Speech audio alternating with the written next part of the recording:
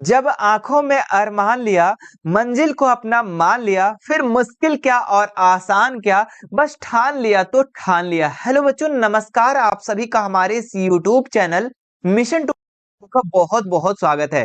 तो झारखंड बोर्ड की तरफ से जो ऑफिशियल मॉडल पेपर जारी किए गए क्लास 10th के बच्चों के लिए, उसका आज हम मैथ के सब्जेक्टिव क्वेश्चन का सॉल्यूशन करवाने वाले हैं। बहुत ही आसान तरीके से, बहुत ही इजी मेथड में। आज कमजोर से कमजोर बच्चे भी इस मैथ को सीख जाने वाले हैं। तो मैं बच्चों आपको इस वीडियो में मॉडल पेपर का पूरा क्वेश्चन को सॉल्यूशन करवाऊंगा। ठीक है, आपको बहुत अच्छे से पता होगा कि मॉडल पेपर आपके एग्जाम के लिए कितना ज्यादा महत्वपूर्ण है। तो आपको इस वीडियो को शुरू से लेकर अंत तक जरूर देखना है और दिल थाम के देखना है। आज हम लोग मैथ में आज गर्दा उड़ा देने वाले हैं। तो चलिए फिर शुरू करते हैं। देखिए, आप लोगों को सबसे पहले हम पैटर्न को बता देते हैं। आपका जो पैटर्न है बच्चों की, जो एग्जाम में प्रश्न आएगा वो टोटल प्रश्न आपका 52 आएगा, जिसमें से 1 से लेके 30 तक आपका ऑब्जेक्टिव क्वेश्चन पूछा जाएगा और 31 से लेके 52 तक आपका सब्जेक्टिव सवाल पूछा जाएगा। ठीक है, जिसमें से मैं आज इस वीडियो में सब्जेक्टिव सवाल का सारा सॉल्यूशन करवाऊंगा। ऑब्जेक्टिव का हम पहले करवा चुके हैं, यूट्यूब पर आप हमारे चैनल मिशन 2 पर आप देख सकते हैं, या फिर मैं डिस्क्रिप्शन में लिंक दे दे रहा हूं, वहां से आप जाकर के देख सकते हैं इस वीडियो को देख लेने के बाद। तो चलिए फिर देखते हैं इसका सबसे पहला 31वां नंबर का सवाल क्या दिया हुआ है। अभाज्य गुणनखंड विधि द्वारा 96 और 404 का एचसीएफ और एलसीएम ज्ञात करें। ठीक है, तो अभाज्य गुणनखंड विधि द्वारा, ठीक है, तो सबसे पहले हम यहां लिख लेंगे सॉल्यूशन। ठीक है, और 96 और कितना का बोल रहा है जी, 404, तो 96 और 404 इस तरीके से लिख देंगे। 96 का सबसे पहले अभाज्य गुणनखंड हम लोग रफ में करेंगे। कहां पे करेंगे? रफ में करेंगे 96 का। चलिए यहां पे करते हैं हम लोग। तो सबसे पहले देखो ये 2 से जाएगा, 2 से चला जाएगा, हाँ जाएगा। 2 चौके 8, यहाँ एक बचा, 2 अठी 16। फिर देखो 2 से जा रहा है तो 2 कितना होता है, 24 दूनी 48। फिर 2 से जा रहा है तो 12 दूनी 24। फिर देखो 2 से फिर जा रहा है तो 6 दूनी 12। फिर देखो 2 से जा रहा है, 3 दूनी 6। तो कितना हो गया बाबू इसका अभाज्य गुणनखंड? 2 गुना 2 गुना 2 गुना 2 गुना केठो 1 2 3 4 5, 5 तो है ना, 2 2 4 5 है ना, तो 4 लिखे, एक और 5 हो गया और एक नीचे 3। ठीक है, तो ये आपका अभाज्य गुणनखंड 96 का हो गया। इसी तरीके से हम लोग क्या कर देंगे, 404 का भी अभाज्य गुणनखंड निकाल देंगे। चलिए यहां निकालते हैं हम लोग 404 का। चलिए सबसे पहले देखो ये 2 से जा रहा है तो 2 1 2 दूनी 4, 0 2 दूनी 4। फिर देखो 2 से जा रहा है, 1 दूनी 2, 0 1। अब 101 जो है ना कहीं भी नहीं जा रहा है, तो हम लोग लिख देंगे 2 गुना 2 गुना 101। ठीक है, चलिए 101 नहीं ना जा रहा है, कोई डबल में नहीं जा रहा है। अब देखिए इन दोनों में कॉमन क्या नजर आ रहा है। ठीक है, इसका जो गुणनखंड है ये और इसका गुणनखंड जो है, इन दोनों में क्या कॉमन नजर आ रहा है वो देखेंगे। तो सबसे पहले देखो ये 2 आ रहा है। ठीक है, कितना आ रहा है? 1 2 आ रहा है। ठीक है, तो यहां पे लिखेंगे एचसीएफ। ठीक है, क्या लिखेंगे? एचसीएफ। तो 2 हो गया। अच्छा एक और सर, एक और कॉमन मिल रहा है, एक और 2 मिल रहा है, तो एक और 2 मिल गया। ठीक है, तो एक और 2 हो जाएगा यहाँ पर। ठीक है, अब और कुछ मिल रहा है क्या? नहीं मिल रहा है सर, तो क्या लिख देंगे? 2 दूनी 4, मतलब कि इसका जो एचसीएफ निकल गया वो कितना निकल गया? 4 निकल गया। कितना आसान है ना। अब आगे बढ़ते हम लोग एलसीएम में। एलसीएम कैसे निकलेगा भाई? तो एलसीएम हम लोग क्या करेंगे, जो मिल गया, जो मिल गया उसको एक बार लिखेंगे। तो मिला क्या? ये जो मिल गया 2 मिला। ठीक है, और एक और मिला क्या? 2, एक और 2 मिल गया। ठीक है, ये दोनों का काम खत्म, ये जो दोनों घर बना ना ये खत्म। अब जो बच गया ना, जो बच गया वो सारे को हम लोग बाद में लिख देंगे। तो बचा क्या क्या है जी? तो 1 2 ये बचा है, 2 2 है ना, तो कितना बचा? 2 गुना 2 गुना 2 हो ना, 3 ठो 2 बचा और एक और 3 बचा। ठीक है, और नीचे एक कितना बचा? 101। ठीक है, अब सबको हम क्या कर देंगे? गुना कर देंगे, है ना। कर दो बाबू गुना। 2 दूनी 4, 4 दूनी 8, 8 दूनी 16, 16 दूनी 32, 32 तिया 32 तिया कितना होता है जी? 32 तिया 3 दूनी 6, 3 तिया 9, 96। 96 को 101 से गुना कर दो। ठीक है, 96 को 101 से गुना कर दो, कितना हो जाएगा? 101 गुना 96। ठीक है, तो 6 का 6, 0 6 का 6। ठीक है, फिर 9 का 9, 9 0 शून्य शून्य, 9 का 9। ठीक है, तो कितना हो गया? 6 9 6 9, 96 96 इसका आंसर हो जाएगा मेरे प्यारे बच्चों। इसको जब हम सबको गुना कर देंगे कितना हो जाएगा? 96 96। ठीक है, तो ये आप लोग इतना लिख लेना। ठीक है, इतना लिख लोगे तो आपको एकदम कोई रोक नहीं सकता है इसमें नंबर काटने में। ठीक है, देखो सबसे मेन चीज क्या होता है ना, कि आपको तरीके से लिखना पड़ता है। ठीक है, और ये सब आपको लिखना नहीं है। ठीक है, ये सब आपको क्या करना है? रफ करना है। ठीक है, आप कहीं पे भी कर सकते हैं, इतना लिख देना है। चलिए बढ़ते हैं नेक्स्ट सवाल में, कोई दिक्कत नहीं। चलो देखिए 32 नंबर जो सवाल दिया गया है, क्या दिया हुआ है, वह द्विघात बहुपद ज्ञात कीजिए जिसके शून्याकों का योग तथा शून्याकों का गुणनफल क्रमशः -3 और 2 है। ठीक है, तो देखो बहुत ही आसान है ये भी सवाल। आपको क्या करना है, यहाँ पे लिखेंगे हम सॉल्यूशन। ठीक है, और वह द्विघात बहुपद ज्ञात करना है। ठीक है, तो इसका एक फॉर्मूला होता है। सबसे पहले जो दिया है ना वो लिख लेते हैं। क्या दिया हुआ है, तो शून्याकों का योग दिया हुआ है, लिखेंगे यहाँ पे शून्याकों का योग। ठीक है, शून्याकों का योग जिसको हम लोग बोलते हैं बच्चों अल्फा प्लस बीटा। क्या कहते हैं, अल्फा प्लस बीटा। कितना दिया हुआ भाई, तो -3 दिया हुआ, -3 लिख दिए। ठीक है, आगे देखो, आगे क्या दिया हुआ, शून्याकों का गुणनफल लिखेंगे हम यहाँ पे शून्याकों का गुणनफल, गुणनफल।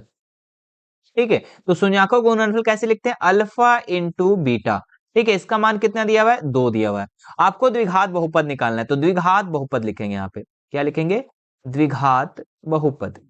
तो द्विघात बहुपद का जो एक स्टैंडर्ड रूप जो होता है बच्चों, वो कैसा होता है, तो वो होता है x square minus alpha plus beta x और प्लस में अल्फा इंटू बीटा। ये इसका स्टैंडर्ड रूप है, इसको आपको याद रखना है। ठीक है, अब देखो एक्स स्क्वायर के जगह में हम क्या लिख देंगे, x square minus alpha plus beta का मान कितने दिया हुआ है, -3, तो लिख देंगे यहाँ पे -3 हम ब्रैकेट में, और यहाँ पे एक्स हो जाएगा प्लस अल्फा इंटू बीटा कितना दिया हुआ है, तो अल्फा इंटू बीटा सर 2 दिया हुआ है, तो 2 लिख दो ना भाई। ठीक है, यहाँ पे क्या हो जाएगा, एक्स स्क्वायर, और देखो यहाँ माइनस माइनस प्लस, तो +3 और x को गुना करेंगे तो 3x और प्लस में 2, ये इसका क्या हो जाएगा, आंसर हो जाएगा। ठीक है, तो आप लोग इसको भी नोट कर लो, कोई दिक्कत नहीं। क्वेश्चन नंबर 33 दिया हुआ है, मान लीजिए त्रिभुज एबीसी समरूप त्रिभुज डीईएफ है और इनके क्षेत्रफल क्रमशः 64 सेंटीमीटर स्क्वायर और 121 सेंटीमीटर स्क्वायर है। यदि ईएफ 15.4 सेंटीमीटर है तो बीसी ज्ञात कीजिए। ठीक है, तो यहाँ पे आपका दो त्रिभुज दिया हुआ है, त्रिभुज एबीसी। ठीक है, मैं यहाँ पे बना देता हूं, ये आपका त्रिभुज एबीसी हो गया और ये आपका त्रिभुज डीईएफ हो गया। ठीक है, मैं नाम यहाँ पे लिख देता हूं, त्रिभुज ए बी सी और ये आपका हो गया डी ई एफ। ठीक है, ये दो त्रिभुज हो गया। ठीक है, और आपको एक फॉर्मूला याद रखना होगा बच्चों कि अगर दोनों त्रिभुज समरूप है, ये दोनों त्रिभुज क्या है, समरूप है। ठीक है, अगर दोनों त्रिभुज समरूप है तो इसका क्षेत्रफल, इसका जो क्षेत्रफल का अनुपात है वो भुजाओं के अनुपात के वर्ग के बराबर होता है। ठीक है, देखिए हम आपको सॉल्यूशन करवा देता हूं। ठीक है, सबसे पहले आपका दो त्रिभुज यहाँ पे समरूप दिया हुआ है, त्रिभुज एबीसी समरूप त्रिभुज डीईएफ। ठीक है, डीईएफ, डीईएफ। ठीक है, अब देखो दोनों त्रिभुज क्या है, समरूप है, तो इसका जो क्षेत्रफल होगा ना एबीसी, है ना, लिखेंगे एबीसी का क्षेत्रफल बटा त्रिभुज डीईएफ का क्षेत्रफल, डीईएफ का क्षेत्रफल। ठीक है, इसका जो अनुपात होगा बच्चों, है ना, इन भुजाओं के अनुपात के वर्गों के बराबर होता है, मतलब कि AB। ठीक है, AB का क्या हो जाएगा इसमें DE। ठीक है, तो AB बटा DE। ठीक है, इसका स्क्वायर। ठीक है, बराबर क्या होगा, बराबर BC और EF। ठीक है, BC बटा EF। ठीक है, ये भी इसका वर्ग के बराबर होगा। ठीक है, और उसके बाद AC। ठीक है, AC बटा DF। ठीक है, DF, DF इसका भी वर्ग के क्या होगा, बराबर होगा। ठीक है, अब आपको यहाँ पे देखना है कि क्या क्या दिया हुआ है। सबसे पहले देखो EF दिया हुआ और BC निकालना है। ठीक है, EF जो है यहाँ पे सेकंड वाले में देखो EF दिया हुआ और BC निकालना है, तो हम इन तीनों में से सिर्फ एक भुजा को लेंगे। ठीक है, तो यहाँ पे हम सेम लिखेंगे, यहाँ पे त्रिभुज ABC, त्रिभुज ABC का क्षेत्रफल बटा DEF।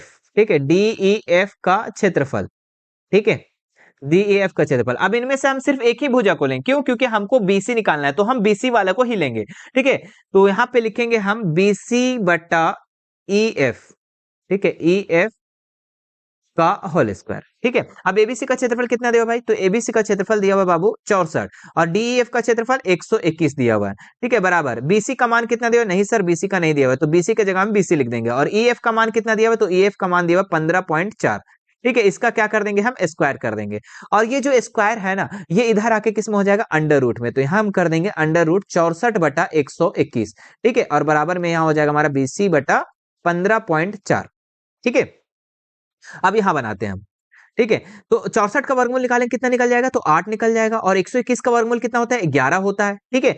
और बीसी यहाँ पे क्या हो जाएगा, बीसी बटा 15.4। ठीक है। अब ये 15 पॉइंट क्रॉस मल्टीपल करेंगे ना जी, क्रॉस मल्टीपल करेंगे तो बीसी को 11 से गुना करेंगे कितना हो जाएगा, तो 11 बीसी। कितना हो जाएगा, 11 बीसी। ठीक है। और 15.4 को 8 से गुना करेंगे तो लिखेंगे 15.4 गुना 8। ठीक है। अब यहाँ पे हम कर देंगे बीसी, और ये 11 जो है इधर गुना में है, इधर आके डिवाइड में हो जाएगा। तो 15.4 गुना 8 और बट्टा में 11। ये 11 से काटेंगे कितना हो जाएगा, 11 का 11, 11 चौक 44, मतलब कि 1.4। तो यहाँ पे कितना हो गया, 1.4 गुना 8। ठीक है। अब देखो बीसी का मान यहाँ आपका निकल चुका है। ठीक है। तो 1.4 को 8 से गुना करेंगे कितना हो जाएगा, तो 1.4 को 8 से गुना करेंगे तो 8 का 8 है ना, 8 चौके 32 का 2, हाथ बचा 3, 8 का 8 और 3 11। तो मतलब 11.2 सेंटीमीटर इसका आंसर हो जाएगा। कोई दिक्कत है नहीं, चलो लिख लो फटाफट। चल बाबू आगे बढ़ो, ये है ना। अगला क्वेश्चन देखते हैं हम लोग, 34 नंबर। क्या दिया हुआ है, एक्स अक्ष पर वह बिंदु ज्ञात कीजिए जो बिंदुओं 2, -5 और -2 और 9 से समदूरस्थ है। ठीक है। तो यहाँ पे हम आप लोगों को समझाने के लिए एक लाइन दे देते हैं। ठीक है। दो आपका बिंदुओं दिया हुआ है, बिंदुओं दिया हुआ है मतलब कि लास्ट लास्ट वाला कितना दिया हुआ है, तो 2 और -5। ठीक है। एक हो गया। और दूसरा जो बिंदु दिया हुआ है आपका -2 और 9 दिया हुआ है। और इससे एक बिंदु जो है ना समदूरस्थ है। क्या है, समदूरस्थ है। तो उस बिंदु का हम नाम बीच में दे देते हैं। चलो नाम दे देते हैं, ये आपका लिख लो ए, और ये बी, और यहाँ बीच वाला मान लो पी। ठीक है। और जो पी बिंदु का है ना, इसी का आपको निर्देशांक निकालना है।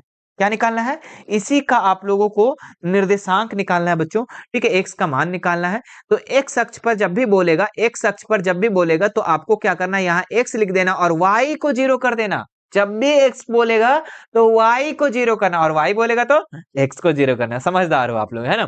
अब देखो इसको कैसे बनाएंगे, हम यहाँ पे लिखेंगे, माना माना एक्स अक्ष पर,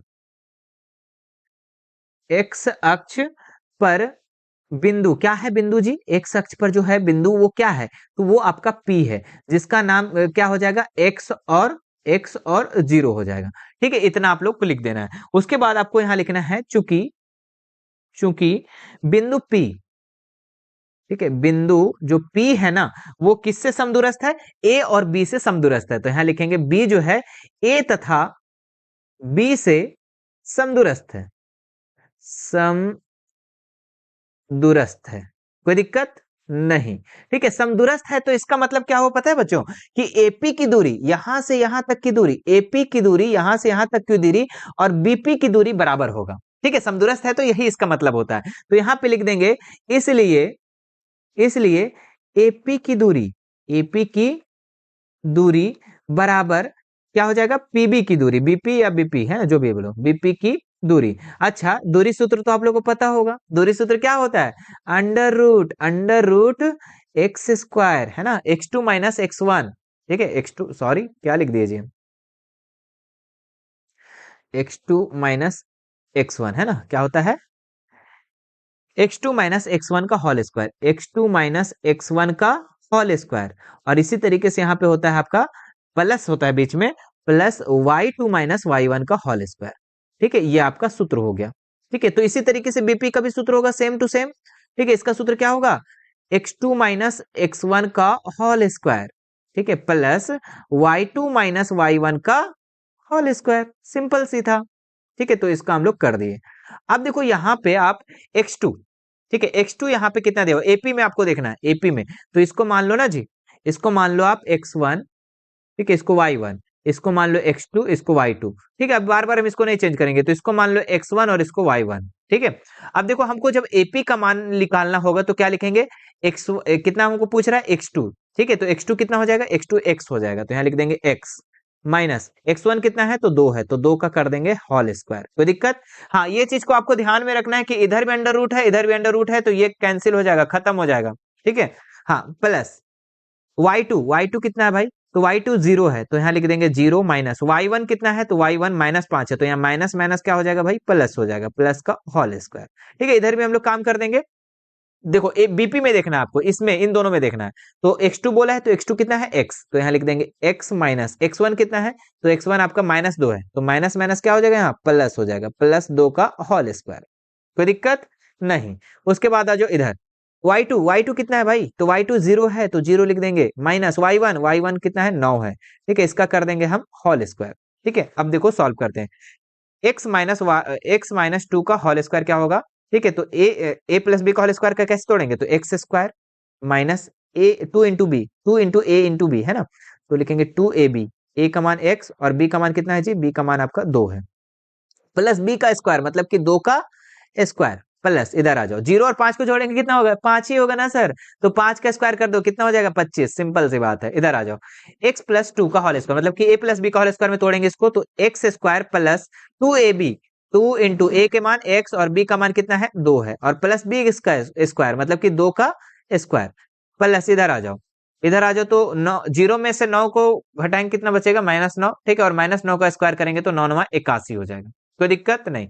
अब देखो इस जो कटने वाला है उसको हम लोग यहाँ पे काटेंगे, ठीक है, अच्छा एक बार इसको हम सॉल्यूशन कर देते हैं, पहले एक्स स्क्वायर माइनस 2 को x से गुना करेंगे कितना हो जाएगा, 2 दूनी 4x, ठीक है, और प्लस इधर 2 दूनी 4 प्लस 25, ठीक है, इधर भी आ जाओ, तो एक्स स्क्वायर प्लस 2 दूनी 4x है ना, और प्लस में 2 दूनी 4 और प्लस में 81, ठीक है। अब देखो दोनों साइड हम बराबर का ये साइड देखेंगे लेफ्ट साइड और बराबर का हम राइट साइड देखेंगे, और दोनों का सेम साइन रहेगा तो वो कट जाएगा, तो देखो एक्स स्क्वायर प्लस में है और ये भी एक्स स्क्वायर प्लस में है, तो ये क्या हो जाएगा, कट जाएगा, ठीक है। कैसे सर, कैसे काट देंगे, अरे बाबू एक्स स्क्वायर को हम इधर वाला इधर ले जाएंगे तो माइनस में ना हो जाएगा, और माइनस में होगा तो कट जाएगा, सिंपल है।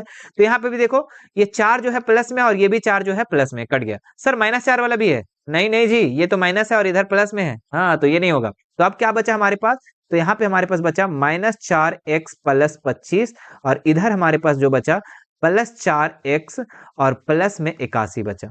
कोई दिक्कत यहाँ तक का नहीं, आगे बना दे यहाँ पे, चलो यहाँ पे हम बनाते हैं ना, चलो हाँ, अब देखो यहाँ पे -4 जो है, यहाँ पे -4x और ये प्लस में 4x है, इधर आके किसमें हो जाएगा -4, मतलब कि जात गोतिया के साथ जात गोतिया को मिला दो, तो इसका जात और इसका जतिया मिल गया तो दोनों को मिला दो। अब इधर वाला क्या हो गया 81, और ई वाला जात को इसके साथ मिला दो, तो 25 जो है इधर प्लस में, तो इधर आके किसमें हो जाएगा माइनस में 25 हो जाएगा, -4x -8x हो गया, और बराबर 81 81 में 25 घटा दो तो 11 में 5 गया, 81 में जब हम 25 को घटाएंगे तो हमारे पास बचेगा 56, कितना बचेगा 56 बचेगा, ठीक है। तो x बराबर कितना हो जाएगा 56 बट्टा -8, तो इसको काट देंगे तो 28 सत्ती 56, मतलब कि x का मान जो आ गया वो हमारे पास आ गया -7, तो इसका आंसर कितना होगा -7। मतलब कि मेरे प्यारे बच्चों जो p का जो है निर्देशांक आएगा ना, p का जो निर्देशांक आएगा वो x का मान कितना आया -7, और y का मान तो हम लोग पहले से रख चुके थे कितना 0, तो -7 और 0 क्या हो जाएगा इसका आंसर। चलिए फटाफट उतार लो, फटाफट आगे बढ़ेंगे मेरे प्यारे बच्चों, ठीक है आगे बढ़ेंगे।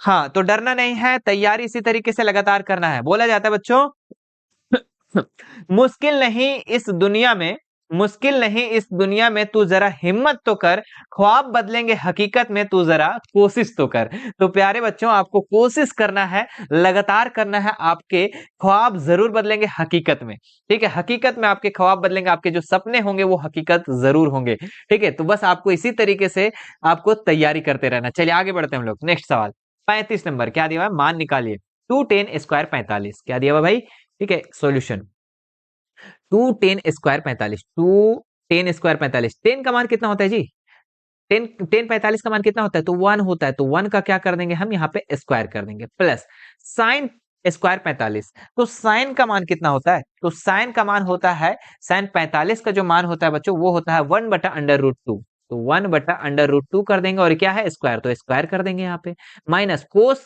45, तो कोस 45 का मान भी होता है 1/√2, ठीक है, और इसका भी क्या कर देंगे हम स्क्वायर, क्यों, क्योंकि स्क्वायर है भाई, ठीक है। अब देखो 2 गुना 1 का स्क्वायर करेंगे तो 1, प्लस 1 का स्क्वायर करेंगे तो 1 होगा, √2 का स्क्वायर करेंगे तो ओनली 2 होगा, माइनस 1 का स्क्वायर करेंगे तो 1, √2 का स्क्वायर करेंगे तो ओनली 2, ये प्लस में से माइनस कट गया, 1/2 प्लस में और ये 1/2 माइनस में है, तो बताओ ज्यों का संख्या का त्यों से घटाएंगे तो वो 0 ही हो जाएगा, ठीक है।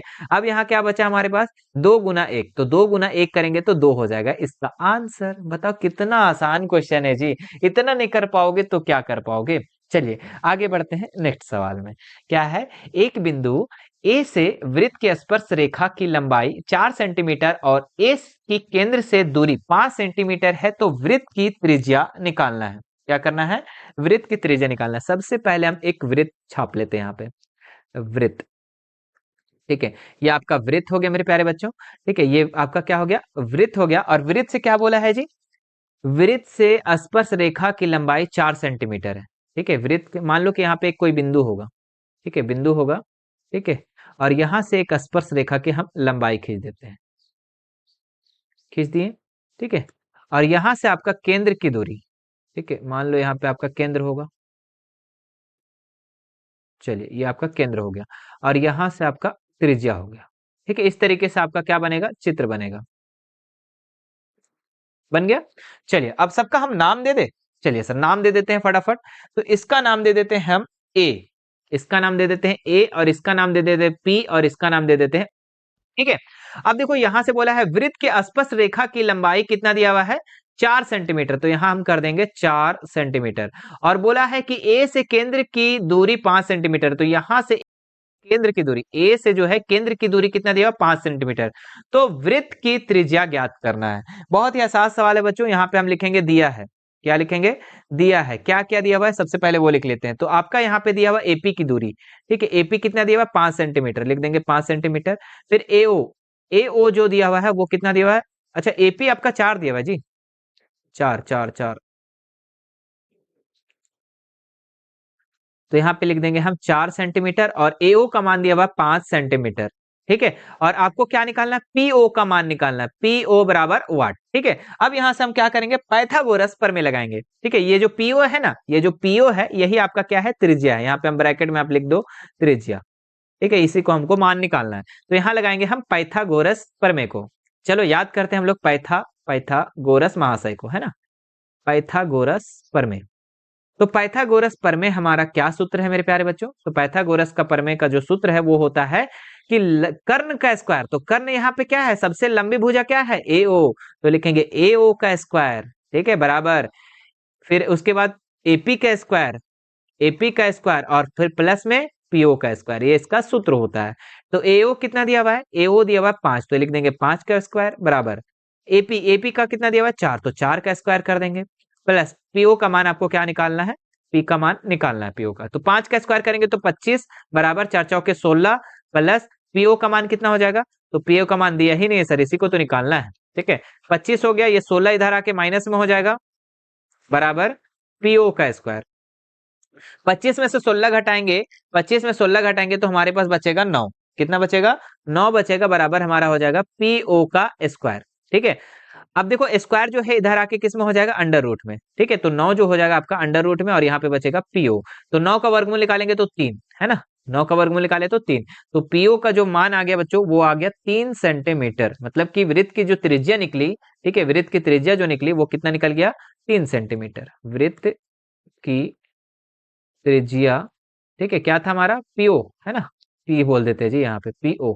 पीओ का मान कितना निकल गया? 3 सेंटीमीटर। चलिए, इतना आप लोग लिख दोगे तो नंबर मिल जाएगा। आगे बढ़ते हैं हम लोग नेक्स्ट सवाल में। क्या है? एक वृत्त का चतुर्थांश का क्षेत्रफल ज्ञात कीजिए जिसकी परिधि 22 सेंटीमीटर है। ठीक है, तो वृत्त के चतुर्थांश का क्षेत्रफल निकालने बोल रहा है। ठीक है, मान लो कि एक वृत्त है मेरे प्यारे बच्चों। ठीक है, वृत्त यहाँ पे छाप देते हैं। ये आपका मान लो कि वृत्त है, और इस वृत्त का आपको क्या निकालना है? चतुर्थांश का क्षेत्रफल। ठीक है, वृत्त का जो है ना चतुर्थांश, मतलब कि वृत्त कितना भाग में बंटता है जी? 4 भाग में।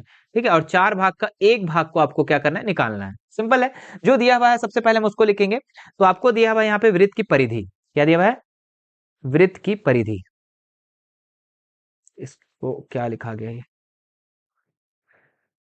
हाँ, यहाँ लिखेंगे हम वृत्त की परिधि। तो वृत्त की जो परिधि दिया हुआ है वो कितना दिया हुआ है? 22। कितना दिया हुआ है? 22। वृत्त की परिधि का फॉर्मूला क्या होता है? 2 पाई आर बराबर 22। ठीक है, ये 2 लिख देंगे इंटू 22, पाई का मान 22/7 लिखेंगे, और आर का मान आर ही लिखेंगे, क्योंकि यहां से आपको सबसे पहले क्या करना पड़ेगा? त्रिज्या निकालना पड़ेगा। जब आप त्रिज्या निकाल लोगे ना तभी आप चतुर्थांश का क्षेत्रफल निकाल सकोगे। तो जो परिधि दिया हुआ है उससे हम लोग क्या निकाल लेंगे? सबसे पहले आर निकाल लेंगे। ठीक है, बराबर 22। ठीक है, तो आप देखो यहाँ पे 22 दूनी कितना हो जाएगा? 44 हो जाएगा, और बट्टा में हो जाएगा 7 बराबर इंटू में आर बराबर 22। ठीक है। ये 44/7 जो है इंटू में बच्चों, अगर हम ये साइड अगर ले आते हैं तो ये हो जाता है इधर उल्टा। क्या हो जाता है इधर? उल्टा हो जाता है। तो 7 बटा कितना हो जाएगा? 44 हो जाएगा। ठीक है, तो ये 22 से कट जाएगा, कितना हो जाएगा? 22 दूनी 44। तो हमारे पास आर का जो वैल्यू निकल गया वो कितना निकल गया? 7/2। अब हम लोग जो वृत्त का चतुर्थांश का क्षेत्रफल बहुत ही आसानी से निकाल सकते हैं। चलिए यहाँ पे हम लोग बनाते हैं वृत्त का चतुर्थांश का क्षेत्रफल। वृत्त का चतुर्थांश का क्षेत्रफल, इसका जो फॉर्मूला होता है मेरे प्यारे बच्चों वो होता है 1/4 पाई आर स्क्वायर। ठीक है, पाई आर स्क्वायर। तो 1/4 लिख देंगे। पाई का मान 22/7। ठीक है, और आर का मान कितना दिया? अभी आर का मान निकाले हम 7/2 और इंटू 7/2। ठीक है, देखो ये 7 से 7 कैंसिल हो गया, ये 11 दूनी 22 कट गया। अब और भी कुछ कट रहा है क्या? नहीं कट रहा है। तो कितना हो जाएगा? 11 को 7 से गुना करेंगे तो 77, और 4 को 2 से गुना करेंगे तो 8। तो 77/8 सेंटीमीटर स्क्वायर इसका क्या हो जाएगा? आंसर हो जाएगा। क्लियर है? ठीक है, तो ये आपका वृत्त के चतुर्थांश का क्षेत्रफल निकल गया। चलो आगे बढ़ते हैं अगला सवाल में। क्या है? 38 नंबर सवाल। 38 नंबर जो दिया हुआ है भैया, क्या दिया हुआ है? एक पासे को एक बार फेंका जाता है, निम्नलिखित को प्राप्त करने की प्रक्रिया ज्ञात करना है। तो पासा आपको पता है बच्चों, पासा कैसा होता है? ठीक है, पासा पता है कि नहीं? पासा जो लुड्डू गोटी खेलते हो तुम लोग, है ना? लुड्डू गोटी खेलते हो जो, चलिए इसी तरीके से होता है कहीं ना कहीं। ठीक है, आपको चित्र नहीं बनाना है एग्जाम में। ठीक है, हम आपको समझा दे रहे हैं, यही ना होता है पासा। ठीक है, इसमें कितना कितना नंबर लिखा रहता है जी? 6 संख्या लिखा हुआ रहता है ना। तो यहाँ पे हम लिखेंगे पासे में अंकित संख्या। पासे में अंकित संख्या। तो पासे में अंकित संख्या क्या क्या होता है जी? तो इसमें होता है आपका एक। ठीक है, 1 2 3 4 5 6। ठीक है, चलिए अब आपका यहाँ पे क्या दिया हुआ? पहला नंबर सवाल दिया हुआ है कि एक अभाज्य संख्या निकालना है। ठीक है, तो प्रायिकता ऑफ अभाज्य संख्या क्या लिखेंगे यहाँ पे? प्रायिकता ऑफ अभाज्य संख्या। तो इसका जो फॉर्मूला होता है बच्चों, ठीक है, जब भी अभाज्य संख्या निकालने बोलेगा ना तो अभाज्य संख्या आपका ऊपर होता है, मतलब कि अनुकूल परिणामों की संख्या बटा प्रतिकूल कुल परिणामों की संख्या। तो ऊपर लिखेंगे हम अभाज्य संख्या। क्या लिखेंगे? अभाज्य संख्या। और बटा में कुल संख्या, बटा में कुल संख्या। ठीक है, तो अभाज्य संख्या यहाँ पे तो देखो, तो अभाज्य संख्या है यहाँ पे। तो देखो 2 है, 3 है और 5 है। ठीक है, अभाज्य संख्या कितना है? 2 है, 3 है, 5। अभाज्य संख्या किसको बोलते हैं हम लोग? जो जो खुद का टेबल से और 1 का टेबल से किसी तीसरे का टेबल से ना कटे तो उसको हम लोग अभाज्य संख्या, मतलब कि सिर्फ 2 ही टेबल से कटना चाहिए, 1 का और खुद का। तो देखो 2 और 3 और 5, तो कितना ठो है? 3 ठो। तो ये लिख देंगे 3, और कुल संख्या क्या ठो है? 6 ठो, तो 6 लिख देंगे। तो 1 तिया 3, 2 2 तिया 6, मतलब कि 1/2 इसका आंसर हो जाएगा। इसे में निकाल लेंगे। तो दूसरा किसका बोला है? एक विषम संख्या। ठीक है, तो लिखेंगे प्रायिकता ऑफ विषम संख्या। तो देखो, तो विषम संख्या इसका क्या लिखेंगे हम? विषम संख्या ऊपर लिखेंगे। फॉर्मूला क्या हो जाएगा? विषम संख्या बटा कुल संख्या, बटा कुल संख्या, यही इसका फॉर्मूला होता है। ठीक है, तो विषम संख्या केटो दिया हुआ है, देखो तो पासा में तो 1 दिया हुआ है। ठीक है, आप देख सकते हैं यहाँ पे, थोड़ा सा कलर चेंज कर लेते हैं इसके भाई। ठीक है, तो 1 दिया हुआ है, 3 दिया हुआ है, 5 दिया हुआ है। तो कितना ठो दिया हुआ है जी? 3 ठो दिया हुआ है, तो 3 लिख देंगे। और कुल संख्या क्या ठो है? 6 ठो। तो इसका भी आंसर आपका हो जाएगा 1/2। 1 तिया 3, 2 तिया 6, मतलब कि 1/2 इसका भी आंसर हो गया। चलिए इसको भी आप लोग स्क्रीनशॉट ले लो, कितना आसान क्वेश्चन था बताओ। चलिए आगे बढ़ते हैं नेक्स्ट सवाल में। सिद्ध कीजिए कि 3/3 प्लस, है ना, सिद्ध कीजिए कि 3 प्लस 4/√5, 4/5 एक अपरिमेय संख्या है। ठीक है, बहुत ही आसान सवाल है ये। देखो कैसे बनाना है इसको,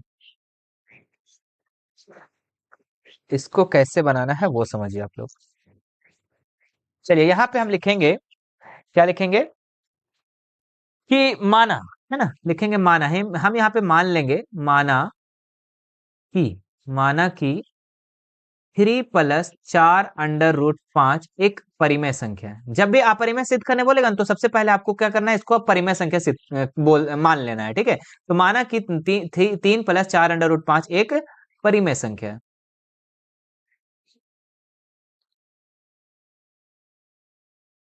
ठीक है, तो अब देखो, जब परिमेय संख्या है मेरे प्यारे बच्चों, तो क्या हो जाएगा? ये p बटा q के रूप में लिख सकते हैं कि नहीं? बिल्कुल। तो यहां लिखेंगे हम, इसलिए 3 प्लस 4/5 बराबर p बटा q। ठीक है, क्या कर सकते हैं इसको? p बटा q के रूप में हम लिख सकते हैं, जहां पे q is not equal to 0, ये भी आपको लिखना जरूरी है। ठीक है, अब देखो तीन जो है इधर प्लस में है, तो इधर आके किस में हो जाएगा भाई, तो इधर में हो जाएगा हमारा p बटा क्यू, इधर आके हमारा माइनस में हो जाएगा। ठीक है, इसके नीचे हम 1 देंगे और इसके बाद काम करेंगे, तो कितना हो जाएगा 4√5 कितना हो जाएगा जी, क्यू को 1 से एलसीएम लेंगे तो क्यू हो जाएगा, क्यू को कितना से पढ़ेंगे एक बार p है ना, तो कितना हो जाएगा p माइनस a को कितना बार क्यू बार, तो 3q। ठीक है, ये आपका हो गया। अब देखो ये चार जो है ना, चार जो सिंगल है इसको हम इधर ले आते हैं, तो लिखेंगे यहाँ पे 4, सॉरी यहाँ पे 5 ना बचेगा जी, हाँ यहाँ पे 4√5 था, और यहाँ हम 4 इधर नीचे आते हैं, तो कितना हो जाएगा जी, तो p माइनस 3q और बटा में q है ना, और ये 4 जो है इनटू में था, इधर आके हमारा डिवाइड में हो गया, तो 4q हो गया। ठीक है, अब देखो इस चीज को, अब बात को समझना कि ये साइड आप देख सकते हैं p बटा जो q के रूप वाला है, इधर आपका सब परिमेय संख्या है, लेकिन √5 क्या है, एक अपरिमेय संख्या है। यहाँ पे आप लोगों को एक लाइन में लिखना होगा, यहाँ पे आपको एक लाइन लिखना होगा परंतु परंतु √5 एक अपरिमेय संख्या है, अपरिमेय संख्या है। ठीक है, असंख्या है, और ठीक है, और परिमेय है ना, परिमेय तथा अपरिमेय, अपरिमेय बराबर नहीं हो सकते है ना, परिमेय संख्या तथा अपरिमेय संख्या बराबर नहीं हो सकती, यहां लिख देंगे हम बराबर, अच्छा बराबर नहीं हो सकती। अब बताओ कभी भी हो सकता है परिमेय संख्या और अपरिमेय संख्या, देखो ये अपरिमेय संख्या, ये हमें पता है कि √5 एक अपरिमेय संख्या है, तो अपरिमेय संख्या और परिमेय संख्या बराबर हो सकती है नहीं, इसलिए यहाँ पे लिखेंगे ना, परंतु √5 एक अपरिमेय संख्या है और परिमेय तथा अपरिमेय बराबर नहीं हो सकती, नहीं हो सकती है। ठीक है, अतः हमारा मानना गलत है, अतः हमारा मानना गलत है, गलत है। इसलिए इसलिए क्या लिखेंगे, 3 प्लस 4√5 एक है ना, या फिर अतः भी लिख सकते हैं यहाँ पे, अतः 3 प्लस 4√5 एक अपरिमेय संख्या। ठीक है, संख्या है। ठीक है, तो आप लोग इसको बना लोगे तो हो जाएगा। मेन चीज है आपको नीचे लिखने वाला। ठीक है, एक बार फिर से समझाते हैं हम, आपको क्या करना है सबसे पहले कि माना कि 3 जो दिया हुआ रहेगा अपरिमेय संख्या सिद्ध करने के लिए, तो आपको क्या करना है, माना कि 3 प्लस 4√5 एक क्या परिमेय संख्या मान लेना, और परिमेय संख्या p बटा क्यू के रूप में होता है कि नहीं, तो हम बराबर में p बटा क्यू दे देंगे। अब यहाँ पे से हम जो भी रहेगा, जो भी अपरिमेय परिमेय संख्या, वो आपको इधर उठा के ले आना है। तो देखो 3 जो है प्लस में, इधर आके माइनस में हो गया, इसका हम जब भिन्न का जोड़ घटाव किए तो इस तरीके से आया, और 4 जो है इधर आपका परिमेय संख्या, इसको हम इधर ले आए तो आपका 4 जो है इनटू वाला डिवाइड में हो गया। अब आपको पता है कि मेरे प्यारे बच्चों कि √5 क्या है, एक अपरिमेय संख्या, और अपरिमेय संख्या परिमेय संख्या कभी बराबर होगा नहीं होगा, बराबर नहीं होगा।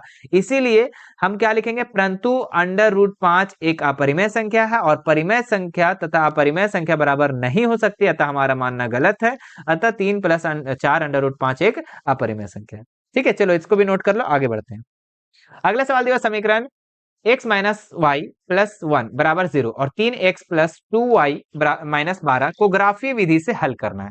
ठीक है, चलो दोनों समीकरण को हम यहाँ पे लिख लेते हैं, x माइनस वाई प्लस 1 बराबर 0। ठीक है, तो इसको हम लोग इधर अगर ये 1 को हम इस साइड ले आएंगे तो क्या हो जाएगा, x माइनस वाई बराबर 1 माइनस 1। ठीक है, माइनस 1। ठीक है, और इसको हम दूसरा समीकरण को यहाँ लिखते हैं, तो 3x प्लस 2y माइनस 12 बराबर 0। ठीक है, तो यहाँ लिखेंगे 3x प्लस 2y, और ये माइनस 12 इधर आके हमारा प्लस में 12 हो गया। ठीक है, तो ये आपका पहला समीकरण हो गया, ये आपका दूसरा समीकरण हो गया। ठीक है, दोनों समीकरण के लिए हम क्या करेंगे, एक क्या बनाएंगे, एक सारणी। ठीक है, तो हम लिखेंगे यहाँ पे सारणी 1। ठीक है, तो ये सारणी आपको 6 डब्बा का बनाना है। कितना बनाना है, 6 डब्बा, तो 1 2 और यहां से कर देंगे तो हो गया 6। ठीक है, तो इसी तरीके से हम यहाँ पे सारणी 2 के लिए भी बनाएंगे, सारणी 2, तो इसके लिए भी हम लोग क्या करेंगे, 6 डब्बा बनाएंगे। हो गया, यहाँ पे हम लिखेंगे x और यहाँ पे हम लिखेंगे y। ठीक है। अब देखना है यहाँ पे समीकरण 1 वाला के हिसाब से लेके चलेंगे हम। समीकरण 1 क्या है, x माइनस वाई बराबर -1। ठीक है, 1 वाले के हिसाब से लेके चलेंगे कि अगर हम x का मान रखते हैं कुछ भी तो y का मान कितना आता है। ठीक है, तो यहाँ आपको अपने मन से सोचना है और काम करना है। मान लो कि मेरे प्यारे बच्चों यहाँ पे हम x का मान 1 रखते हैं। ठीक है, मान लो कि x का मान हम 1 रखते हैं तो देखते हैं y का मान कितना आता है। तो यहाँ पे -y हो गया और -1 और ये 1 इधर आके हो जाएगा -1। ठीक है, तो माइनस वाई बराबर कितना हो जाएगा, माइनस माइनस प्लस, तो एक एक कितना हो गया, 2 माइनस में, तो माइनस माइनस कैंसिल हो जाएगा तो वाई का मान कितना हो जाएगा, 2 हो जाएगा। यहाँ पे आपको अपने मन से सोचना है कि अगर हम x का मान 0 रखते हैं तो y का मान कितना आता है, अगर हम x का मान 1 रखते हैं तो y का मान कितना आता है। चलो अगला फिर से इसको करते हैं हम। अगर हम x का मान 2 रखते हैं तो भाई कितना होता है, तो चलो मान लो कि हम x का मान के जगह में हम 2 रखते हैं। ठीक है, इसी में हम एडिट कर रहे हैं। ठीक है, ये आपको रफ करना है, यहाँ नहीं बनाएंगे चलेगा, बस सारणी आपको बना देना है, बना के दिखा देना है, इतना बना देना है। ये आपका नीचे जो है ना रफ है। ठीक है, अब ये 2 जो है इधर आके किस में हो जाता, माइनस में 2 हो जाता। ठीक है, और माइनस माइनस प्लस तो कितना हो जाता, -3। ठीक है, -3 और ये माइनस माइनस कट जाता तो y का मान कितना हो जाता, 3 हो जाता। क्लियर है, अगर हम x का मान 1 रख रहे थे तो y का मान 2 आ रहा था, अगर x का मान 2 रख रहे थे तो y का मान 3 आ रहा था। इसी तरीके से हम समीकरण 2 के लिए बना देंगे। चलिए, समीकरण 2 हमारा यहाँ पे क्या दिया हुआ है, समीकरण 2 जो दिया हुआ है आपका 3x + 2y = 12। ठीक है, यहाँ पे लिख देंगे x और यहाँ y। चलो x का मान आप कितना रखना चाहते हो। ठीक है, x का मान कितना रख, मान लो कि x का मान हम 0 रखते हैं, सर 0 रखेंगे। चलो तो x के जगह हम कितना लिखेंगे, 3 × 0 + 2y = 12। ठीक है, तो हो जाएगा 3 को 0 से गुणा करें खत्म, तो 2y बराबर कितना बचा, 12, तो y बराबर कितना हो जाएगा, 12/2, तो 6 दूनी 12, कितना हो गया, 6। सर x का मान हम 0 रख रहे थे तो y का मान 6 आ गया। क्लियर है, चलो फिर से एक बार और फिर से ट्राई करते हैं। अगर हम x का मान कितना रखें, चलो मान लो कि x का मान अगर हम 2 रखते हैं, कितना रखते हैं, 2 रखते हैं। चलो x का मान हम 2 रखते हैं, चलिए इसको हटा देते हैं। अगर हम x का मान कितना रखे हैं भाई, तो 2 रखे हैं, तो x के जगह में हम रख देंगे 2।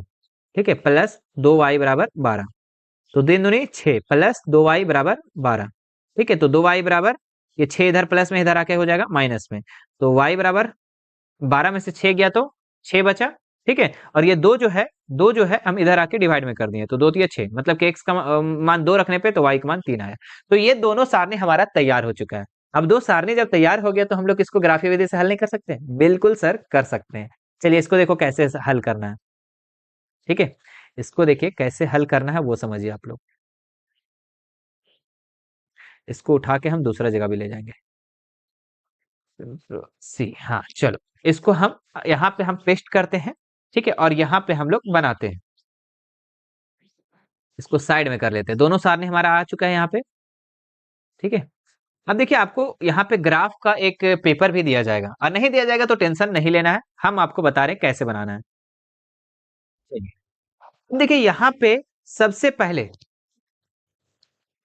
पहले आपको क्या करना है यहाँ पे, कि आपको एक्स अक्ष और वाई अक्ष खींच लेना है। मान लो कि ये हमारा हो गया एक्स अक्ष, क्या हो गया यहाँ पे, एक्स अक्ष, और यहाँ पे हमारा हो गया वाई अक्ष। इधर से खींच लेते एक, तो थोड़ा सा बड़ा करना, थोड़ा सा हिल गया जी, सीधा करो इसको, सीधा हो गया। ठीक है, चलो इस तरीके से आप लोगों को दो दो जो है एक्स अक्ष और वाई अक्ष खींच लेना है। ये आपका एक्स अक्ष हो गया और ये आपका वाई अक्ष हो गया। ठीक है, अब देखो यहाँ पे क्या करना है कि सारणी 1 का सबसे पहले आपको रेखा खींचना है। तो सारणी 1 में हम लोग देखें कि x का मान, अच्छा एक मिनट, इसको सबसे पहले हम यहाँ पे सबका नामकरण कर देते हैं थोड़ा। ठीक है, आपको सबसे देखना है सबसे पहले कि क्या क्या मान दिया हुआ है। ठीक है, तो 1 2 2 3 0 6 2 3, मतलब कि एक एक अगर हम ले तो सब में हो जाएगा। ठीक है, चलो यहाँ पे हम ले लेते हैं 1, यहाँ पे 2, यहाँ पे 3 4 5 6 7, इस तरीके से। यहाँ पे भी हम लोग ले लेंगे -1 -2 -3 -4 -5, इस तरीके से है ना। इधर भी हम लोग ले लेंगे तो 1 2 3 4 5 6। ठीक है, ओहो 6, यहाँ हो गया 7। नीचे अगर आ जाए तो हमारा -1 -2, ठीक है, और 3 -4 और यहाँ -5, इस तरीके से हम ले लेंगे। अब सारणी 1 के लिए हम लोग क्या करेंगे, रेखा खींचेंगे। तो x का मान 1, x का मान x वाले लाइन में देखेंगे, x वाले लाइन में कहाँ पे है, यहाँ पे सर। और y का मान 2 बोल रहा है, तो y का मान हम लोग को 2 लेना है, तो y का मान 2 हमारा कहाँ चल जाएगा, ऊपर में चल जाएगा, तो हमारा बिंदु कहाँ बनेगा जी, ये यहाँ बना, एक बिंदु हमारा बन गया।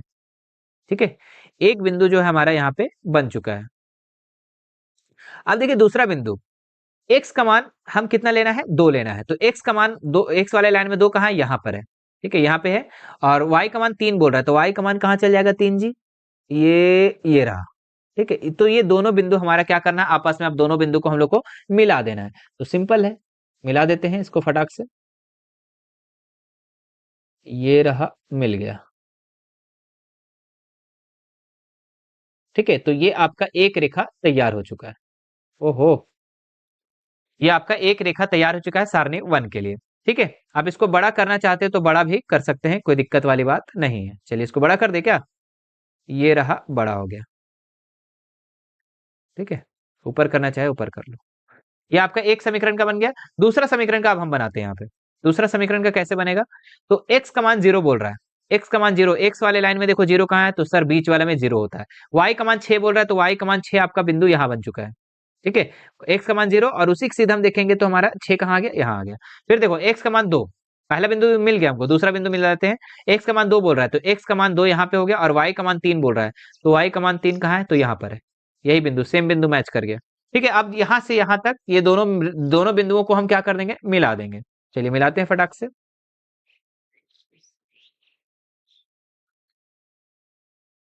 ठीक है, ये रहा, मिल चुका है। तो दोनों समीकरण के लिए हम लोग क्या कर दिए, रेखा खींच दिए। यही इसका आपका क्या हो जाएगा, आंसर। अगर आप चाहते हैं तो दोनों समीकरण का मान यहाँ पे लिख सकते हैं। समीकरण क्या क्या था जी, एक बार बताइएगा। x माइनस वाई बराबर 1 था ना, x माइनस वाई माइनस 1 बराबर 0। और दूसरा जो समीकरण था वो कितना था, दूसरा समीकरण था 3x प्लस 2y बराबर 12, है ना।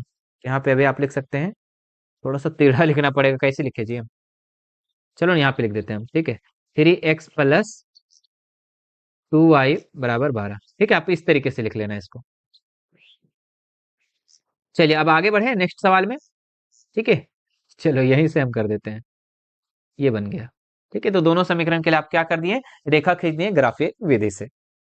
ठीक है, और इसका आंसर आपका कितना हो जाएगा जी, आंसर जो हो जाएगा, देखिए कहाँ कहाँ मिला है जी, तो एक्स वाले लाइन में आपका 2 में मिला है, तो x बराबर आपका 2 हो जाएगा। और y वाले लाइन में कहाँ मिला है, तो 3 में, तो y बराबर आपका 3 हो गया, ये इसका आंसर। ठीक है, तो जहां पे दोनों रेखा प्रतिच्छेद करेगी वही इसका क्या हो जाता है, आंसर हो जाता है। चलिए नेक्स्ट क्वेश्चन देखते हैं लोग फटाक से। किसी एपी का 17वां पद उसके 10वें पद से 7 अधिक है, इसका सार्व अंतर ज्ञात करें। ठीक है, तो क्या बोल रहा है यहाँ पे कि उस 17वां पद उसके 10वें पद से कितना अधिक है, 7 अधिक है, इसका सार्व अंतर निकालना है। चलिए यहाँ पे हम लोग सॉल्यूशन करते हैं। ठीक है, जो 17वां पद मतलब कि A17, ठीक है, इसका जो है 10वें पद मतलब कि A10, जो 17वां पद है 10वें पद से 7 अधिक है। ठीक है, 10वें पद से 7 अधिक है, तो हम बराबर करने के लिए किधर 7 करेंगे, तो 10वें पद के साइड, क्योंकि ये पहले से छोटा है, बराबर करने के लिए इधर हम 7 को जोड़ देंगे। तो जो 17वां पद है 10वें पद से 7 अधिक है, ये आपका समीकरण बन गया। अब इसी समीकरण पे हम लोग काम करेंगे। तो A17 का फॉर्मूला क्या होता है जी, A प्लस 16D, क्या होता है, A प्लस 16D। और यहाँ पे A10 का फॉर्मूला क्या होता है, A प्लस 9D। ठीक है, जितना रहता है ना बस उससे एक कम D ले लेना। ठीक है, जैसे 17 है तो 16D, अगर 15 रहता तो 14D, इस तरीके से, प्लस में 7। अब देखो यहाँ पे A और A, जो A और A क्या हो जाएगा, यहाँ पे कैंसिल हो जाएगा। ठीक है, कैसे होगा कैंसिल, क्योंकि आपको ये भी प्लस में और ये भी प्लस में, तो ये कट गया। ठीक है, यहाँ पे क्या बचा 16D, और ये 9D इधर प्लस में, इधर आके हमारा पास 9D माइनस में हो गया, बराबर में 7। तो 16D में से 9D घटा देंगे, कितना D बचेगा, 7D, और बराबर में इधर 7। तो D बराबर कितना हो जाएगा, 7, और ये 7 इधर इंटू में है, इधर आके डिवाइड में हो जाएगा, तो 7 एक 7, मतलब D का मान जो निकल गया आपका, आपका कितना निकल गया, 1 निकल गया। यही आपका इसका क्या है, सार्वंतर। इसी को D को ही हम लोग क्या कहते हैं, सार्वंतर। सार्वंतर, जो कि D का मान आ गया आपका 1। ठीक है, ये आंसर। चलिए कितना आसान है, आगे बढ़े नेक्स्ट सवाल में। ठीक है, नेक्स्ट सवाल में, ठीक है, बोर तो नहीं लग रहा है भाई, ठीक है, बोर तो नहीं लग रहा है ना बच्चों। ठीक है, आपको पढ़ना है। ठीक है, जब टूटने लगे हौसला तो बस ये याद रखना, बिना मेहनत के हासिल तख्तो ताज नहीं होते, ढूंढ लेना अंधेरों में ही मंजिल अपनी दोस्त, क्योंकि जुगनी जुगनू कभी रोशनी के मोहताज नहीं होते। ठीक है, तो आपको हौसला रखना है और पढ़ना है, क्योंकि आपके बहुत ही करीब आ चुका है मैट्रिक बोर्ड एग्जाम। ठीक है, और उसका तैयारी लगातार आप लोग बहुत ही अच्छे से कर रहे हो। चलिए अगला देखते हैं हम लोग 42 नंबर का क्वेश्चन। वह अनुपात ज्ञात कीजिए जिसमें बिंदुओं, ठीक है, वह अनुपात ज्ञात कीजिए जिसमें बिंदुओं ए जो दिया हुआ है 1,-5 और बी दिया हुआ है -5,4 को मिलाने वाले रेखाखंड एक्स अक्ष से विभाजित होता है। ठीक है, तो चलो इसको हम लोग बनाते हैं। सबसे पहले एक रेखा दे देते हैं। ठीक है, अच्छा रेखा सीधा खींच दे। अच्छा अच्छा, कोई लोग कह रहे हैं कि सर रेखा तो कम से कम सीधा कर दो, तो रेखा हम सबसे पहले सीधा कर देते हैं। ठीक है, ये रेखा बन गया और रेखा का दो बिंदु आपका दिया हुआ है ए और बी दिया हुआ है। ठीक है, ए का मान दिया हुआ है आपका, ए का निर्देशांक 1 और -5 और बी का निर्देशांक दिया हुआ है आपका -4 और 5। ठीक है, अब मिलाने वाले रेखाखंड जो है वो एक्स अक्ष से विभाजित। ठीक है, मान लो कि यहाँ पे बच्चों जो बिंदु है उसका नाम हम पी दे देते हैं। ठीक है, और इसका अनुपात पूछ रहा है आपको, किसका पूछ रहा है? अनुपात पूछ रहा है, मतलब कि m1 और m2 का वैल्यू पूछ रहा है। ठीक है, और एक्स अक्ष से विभाजित बच्चों, तो यहाँ पे हो जाएगा आपका एक्स पी का जो निर्देशांक हो जाएगा, तो x और 0 हो जाएगा। हम बार बार बोले थे आपको कि जब भी x अक्ष से विभाजित होगा तो y का मान को 0 कर देना, तो हम यहाँ क्या कर दिए, y का मान 0। अब देखो यहाँ से सॉल्यूशन कैसे करेंगे वो समझना। यहाँ पे हम लिखेंगे माना, क्या लिखेंगे? माना बिंदु, माना बिंदु p जो है वो x और 0, ठीक है, x और 0 कॉमा बिंदुओं, बिंदुओं a, a का मान कितना है? 1 और -5। ठीक है, 1 और -5 और, ठीक है, और b जो है, b का मान कितना है? -4 और 5। ठीक है, -4 और 5 के मिलाने वाले रेखाखंड को, है ना, के मिलाने वाले रेखाखंड को, ठीक है, m1 और m2 में विभाजित करती है ना, m1 अनुपात m2 में विभाजित करती है। ठीक है, इतना आप लोगों को लिख लेना होगा। ठीक है, इतना जब लिख लेंगे बच्चों, तो आपको यहाँ पे आपका P का जो निर्देशांक है वो कितना दिया हुआ है? P का है x और y। यहाँ पे हम लोग लगा देंगे विभाजन बिंदु का फॉर्मूला। ठीक है, जो कि आपको याद रखना होगा, दिमाग में, दिल में, हृदय में, हर जगह आपको याद रखना होगा ये फॉर्मूला। ठीक है, फॉर्मूला क्या है? इसका फॉर्मूला है मेरे प्यारे बच्चों, वो है m1 x2 और m2 x1। ठीक है, ये आपका हो गया। इधर नीचे आ जाएंगे हम लोग जब, तो हो जाएगा m1 प्लस m2। ठीक है, ये आपका हो गया। अब y वाला भी इसी तरीके से लिखेंगे, तो m1 y2 plus m2 y1 बटा m1 plus m2, m1 plus m2। ठीक है, तो अब देखना है, यहाँ पे ध्यान देने वाली बात ये है कि आपको किसी एक को लेकर चलना है, चाहे x चाहे y। तो आप किसको लेना प्रेफर करोगे? तो हम y को लेना प्रेफर करेंगे। क्यों करेंगे? क्योंकि y का मान यहाँ पे दे रखा है। y का मान क्या है? यहाँ पे दे रखा है, देखो x और y का मान जो है आपका 0 दिया हुआ है, तभी आप निकाल पाओगे। अगर x का मान लेके चलोगे तो नहीं निकाल पाओगे। तो चलो y वाला लेके चलते हैं हम लोग, y2 माइनस m2 y1, ठीक है, बटा m1 प्लस m2।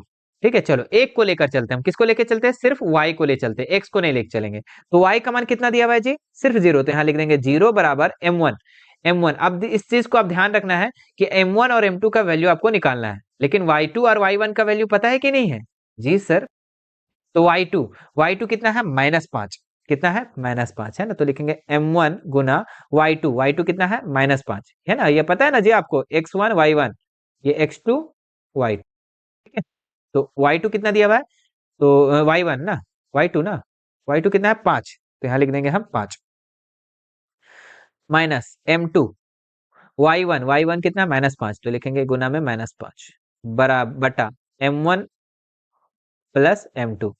ठीक है, अब देखो गुना जब हम इसको करेंगे मेरे प्यारे बच्चों, तो कितना हो जाएगा? चलो इधर कर दे क्या? चलो करते हैं इधर ही। 0 बराबर 5 को m1 से गुना करेंगे तो 5m1 और माइनस -5 को m2 से गुना करेंगे तो प्लस प्लस क्या हो जाएगा 5m2। ठीक है, प्लस में 5m2 हो जाएगा। अच्छा 1 मिनट रुकिएगा थोड़ा सा यहाँ पे आप लोग। अच्छा प्लस माइनस माइनस, अच्छा माइनस ना होगा जी यहाँ पे। अच्छा यहाँ पे आपका प्लस होगा जी, प्लस तो हम लोग छोड़ दिए, माइनस लिख दिया तभी ना हम लोग कर रहे हैं। तो यहाँ क्या हो जाएगा आपका माइनस प्लस माइनस, है ना। चलो यहाँ पे आपको माइनस लिख देते पहले, माइनस। यहाँ पे आपका हो जाएगा m1 और प्लस में m2। चलिए इसके नीचे हम दे देंगे 1 और क्रॉस मल्टीपल करेंगे। अब बताओ m1 को m2 से हम जब गुना करेंगे 0 से तो खत्म हो जाएगा। तो अब यहाँ पे हम लोग को क्या गुना करना पड़ेगा, 5m1 है ना, 5m1 माइनस 5m2 को a1 से गुना करेंगे तो सेम आ जाएगा, तो माइनस 5m2। ठीक है, बराबर में 0। ठीक है, अब देखो यहाँ पे 5m1 को यहीं रहने दो और ये माइनस 5m2 को हम क्या करेंगे, वो साइड कर देंगे, तो क्या हो जाएगा बराबर 5m2। ठीक है, चूंकि प्लस में इधर आके माइनस में है तो इधर आके प्लस में हो गया। तो m1 और ये m2 को नीचे ले आओ। ठीक है, इंटू में है ना, डिवाइड में लेकर आओ। अब यहाँ 5 हो गया और ये 5 इधर आके किस में हो जाएगा, डिवाइड में। 5 एक का 5, 5 एक का 5, मतलब कि m1 है ना, कितना आ गया, थोड़ा सा जगह ले लो, इसको थोड़ा सा ऊपर कर देते हैं ना जी। हाँ, अब देखो आपका m1 का भी वैल्यू निकल गया, m1 और m2 का भी वैल्यू निकल गया। तो m1 का वैल्यू 1 और m2 का वैल्यू 1। क्लियर है, तो ये आपका इसका आंसर हो जाएगा। चलिए आगे बढ़ते हैं नेक्स्ट सवाल में। क्या है 43 नंबर आपका, कि बिंदुओं a जो है -5 और -1, बिंदु जो है b जो दिया हुआ है 3 और -5, और c जो दिया हुआ है 5 और 2 से बनने वाले त्रिभुज का क्षेत्रफल ज्ञात करें। तो बहुत ही आसान है। ठीक है, त्रिभुज का क्षेत्रफल निकालना बहुत ही आसान है आप लोगों के लिए। ठीक है, चूंकि आपको फॉर्मूला याद होगा। त्रिभुज का क्षेत्रफल जो है आपका एबीसी का मान निकालना है। ठीक है, एबीसी, एबीसी ए का मान कितना दिया हुआ है जी, -5 और -1। ठीक है, बी का मान कितना दिया हुआ है, 3 और -5, और सी का मान कितना दिया हुआ है, 5 और 2। ठीक है, इसी त्रिभुज का आपको क्या करना है, क्षेत्रफल निकालना है। तो हम लोग फिर क्या निकालेंगे, वही वाले फॉर्मूला यूज करेंगे त्रिभुज का क्षेत्रफल का। ठीक है, चलो लिखेंगे त्रिभुज एबीसी का क्षेत्रफल, एबीसी का क्षेत्रफल। तो एबीसी का क्षेत्रफल कितना होता है, तो इसका फॉर्मूला होता है बच्चों 1/2। ठीक है, x1 फिर y2 है ना, 23 31 12 2 3 प्लस x2 23 31 3 31 y1 और प्लस x2, अभी आपको ट्रिक बताएंगे याद करने का, है ना, 31 12 तो 1 और y2। ठीक है, तो इसमें आपको याद करने का ट्रिक क्या है बच्चों, यही इसका फार्मूला आपको रट लेना होगा। ठीक है, अब ये अब ट्रिक कैसे है वो हम आपको समझाते हैं। 23 31 12, आप नंबर को याद रखना, 23 31 12। देखो 1/2 लिख देना, x1 x2 और x3 तो आपको लाइन से लिखना ही है, देख सकते हैं आप, x1 x2 x3 लिखना है, लेकिन ब्रैकेट में क्या लिखना है, 23 31 12। तो देखो y2 माइनस y1 y3, 23 हो गया, y3 माइनस y1 31 हो गया, y1 माइनस y2 12 हो गया। तो 23 31 12 अगर याद रखते हो तो त्रिभुज का क्षेत्रफल आपको याद रहेगा, है ना। चलो अब यहाँ पे करेंगे हम लोग 1/2। ठीक है, x1 कितना दिया भाई जी, तो ये आपका हो गया x1 y1। ठीक है, ये आपका x2 y2, ये आपका x3 और ये आपका y3। चलो x1 कितना दिया हुआ है, तो x1 आपका दिया हुआ है -5, लिख देंगे यहाँ पे -5। y2 कितना दिया हुआ है, y2 -5 दिया हुआ है। y3 कितना दिया हुआ है, y3 2 दिया हुआ है तो 2 लिख देंगे। प्लस x2 कितना दिया हुआ है, x2 सर 3 दिया हुआ है तो 3 लिख देंगे। y3 2 माइनस y1 कितना है, तो -1, तो माइनस माइनस क्या हो जाएगा, प्लस में 1। प्लस इधर आ जाओ, x3 कितना दिया हुआ है, तो 5 दिया हुआ है, और y1 -1 और y2 कितना दिया हुआ, y2 -5, तो माइनस माइनस प्लस 5। ठीक है, चलो अब आ जाते हैं यहाँ पे हम लोग 1/2 -5 और माइनस माइनस कितना हो जाएगा, प्लस, तो -7 हो जाएगा। यहाँ पे कितना हो जाएगा, गुना में -7।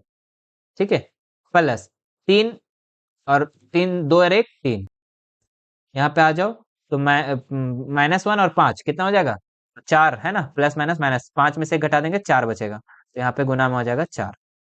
ठीक है, चलो बराबर में आ जाओ, एक 5 सत्ते 35, माइनस माइनस प्लस, तो हो जाएगा यहाँ पे 35। अंदर में आ जाओ, प्लस 3 तिया 9 प्लस 5 चौके 20, सबको जोड़ दो भाई, सबको जोड़ दो बाबू। तो जोड़ देंगे कितना हो जाएगा, 35 9 और 20 जोड़ेंगे तो कितना हो जाएगा जी, तो आपका हो जाएगा 64। कितना हो जाएगा, 64।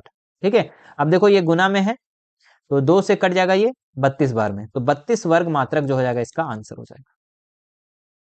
ठीक है, चलो उतार लो फटाफट, उतार लो फटाफट, आगे बढ़ते हैं हम लोग नेक्स्ट सवाल में।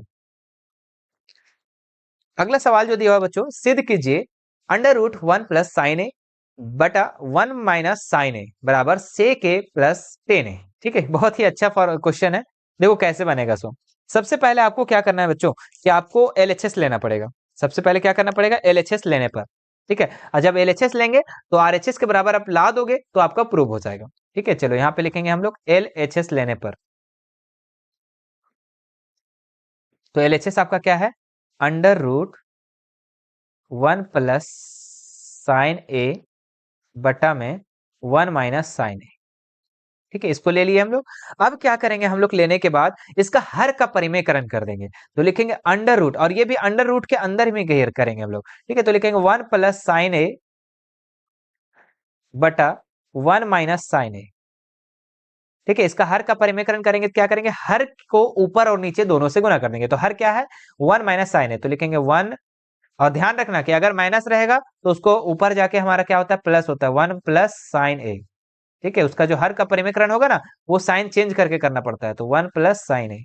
ठीक है, ऊपर नीचे दोनों से क्या कर देंगे हम, गुना कर देंगे।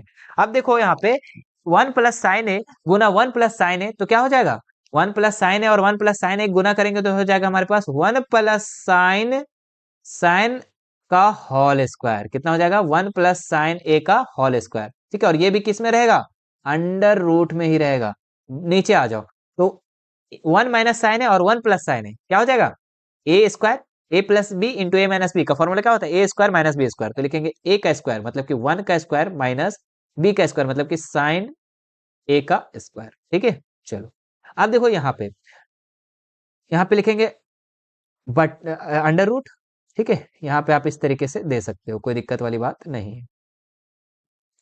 1 प्लस साइन ए का होल स्क्वायर दिया हुआ है ना, तो लिखेंगे 1 प्लस साइन ए। ठीक है, 1 प्लस साइन ए बटा में 1 का स्क्वायर करेंगे तो 1 प्लस साइन स्क्वायर ए, साइन स्क्वायर ए। ठीक है, अब इसके बाद यहाँ पे हम लोग काम करते हैं। अब देखने वाली बात यहाँ पे ये है, ठीक है, ये आपका स्क्वायर में रहेगा ना। अब देखने वाली बात ये है कि अंडर रूट में आपको यहाँ लिख देना है। ठीक है, और यहाँ पे लिखेंगे 1 प्लस साइन का होल स्क्वायर है ना, साइन ए का होल स्क्वायर, और नीचे आपका होता है 1 plus sine square A is equal to क्या होता है, कोस स्क्वायर ए। क्या होता है, 1 प्लस साइन स्क्वायर ए क्या होता है, कोस स्क्वायर ए। तो यहाँ पे हम लिख देंगे कोस स्क्वायर ए। ठीक है, कोस स्क्वायर ए। अब देखो इसमें भी स्क्वायर और इसमें भी स्क्वायर, तो इसका होल स्क्वायर कर देंगे हम, अंडर रूट 1 प्लस साइन ए बटा कोस कोस ए का होल स्क्वायर। क्यों होल स्क्वायर किए, क्योंकि ये दोनों में है। अब ये स्क्वायर से अंडर रूट कट जाएगा। ठीक है, बस इसी कारण से हम क्या कर रहे थे, दोनों में स्क्वायर लाने का प्रयास कर रहे थे। आ गया हमारा अंडर रूट खत्म हो गया। अब हमारे पास क्या बचा, 1 प्लस साइन ए और बटा में हमारे पास बचा कोस ए। ठीक है, क्या इसी को प्रूव करना था, नहीं सर, आगे भी करना है। तो देखो 1 प्लस साइन ए, तो 1 बटा कोस ए लिख सकते हैं और साइन बटा कोस ए, चूंकि ये कोस ए बटा वाला जो है ये दोनों के लिए बटा है, तो लिखेंगे यहाँ पे 1 बटा कोस ए प्लस साइन ए बटा कोस ए। तो 1 बटा कोस ए इज इक्वल टू फॉर्मूला क्या होता है जी, तो सेक ए। ठीक है, क्या होता है, सेक ए प्लस साइन ए बटा कोस ए फॉर्मूला क्या होता है, टेन ए। ठीक है, तो ये आपका इसका क्या हो गया, प्रूव हो गया। तो यहाँ पे आप इसको प्रूव कर सकते हो। ठीक है, यही ना प्रूव करना था, जी सर इसी को करना था। चलो फटाफट, ठीक है, कोई दिक्कत नहीं। ठीक है, एक बार फिर से हम समझाने का प्रयास करते हैं आप लोगों को। सबसे पहले एलएचएस ले लेना है, लेने के बाद आपको क्या करना है कि अंडर रूट के अंदर ही आपको हर का परिमेयकरण करना है। ठीक है, देखो 1 प्लस साइन ए है ना, 1 प्लस माइनस साइन ए, तो माइनस है ना, तो प्लस से आपको ऊपर नीचे दोनों को गुना कर देना है, नीचे वाले को ऊपर नीचे दोनों से गुना कर देना है, साइन को चेंज करके कर दिए। उसके बाद क्या किए, 1 प्लस साइन ए और 1 प्लस साइन ए को गुना कर दिए, तो 1 प्लस साइन होल स्क्वायर हो गया। ठीक है, बटा 1 का स्क्वायर माइनस साइन का स्क्वायर। कैसे, इसलिए कि 1 माइनस साइन ए प्लस 1 इंटू 1 माइनस साइन ए, तो क्या हो गया, एक ए माइनस बी और ए प्लस बी का होल स्क्वायर का फॉर्मूला क्या होता है, इसका फॉर्मूला होता है ए स्क्वायर माइनस बी स्क्वायर, तो ए माइनस बी स्क्वायर कर दिए यहाँ पे, तो क्या हो गया ए स्क्वायर, 1 का स्क्वायर करेंगे 1 और साइन स्क्वायर ए को करेंगे तो साइन स्क्वायर है। ठीक है, अब उसके बाद यहाँ पे आ जाओ, तो देखो 1 माइनस साइन स्क्वायर का फॉर्मूला होता है कोस स्क्वायर। अब दोनों में से हमारा क्या हो गया स्क्वायर, अब इसलिए हम लोग क्या कर दिए कि होल स्क्वायर कर दिए दोनों के लिए, एक ही साथ कर दिए, तो एक ही साथ कर दिए तो अंडर रूट 2 और स्क्वायर जो है वो कट गया। उसके बाद आपको क्या आ गया हमारे पास 1 प्लस साइन है, तो हमारे पास क्या हो गया कोस जो है 1 के लिए भी बटा में है और साइन के लिए भी है, तो हम क्या करेंगे अलग अलग कर देंगे। अलग अलग करने के बाद हमारा इस तरीके से आ जाएगा 1 बटा कोस ए का फॉर्मूला क्या होता है सेक ए, और साइन ए बटा कोस ए का फॉर्मूला होता है टेन ए। तो ये आपका इसका प्रूफ हो गया। चलिए आगे बढ़ते हैं नेक्स्ट सवाल में। 45 नंबर जो सवाल दिया हुआ बच्चों आप लोगों का कि 5 सेंटीमीटर त्रिज्या का एक वृत्त खींचिए, केंद्र से 8 सेंटीमीटर दूरी पर एक बिंदु से वृत्त स्पर्श रेखा का युग्म की रचना करें। तो बहुत ही आसान है आप लोगों को, देखिए इसको कैसे करना है समझिएगा आप लोग।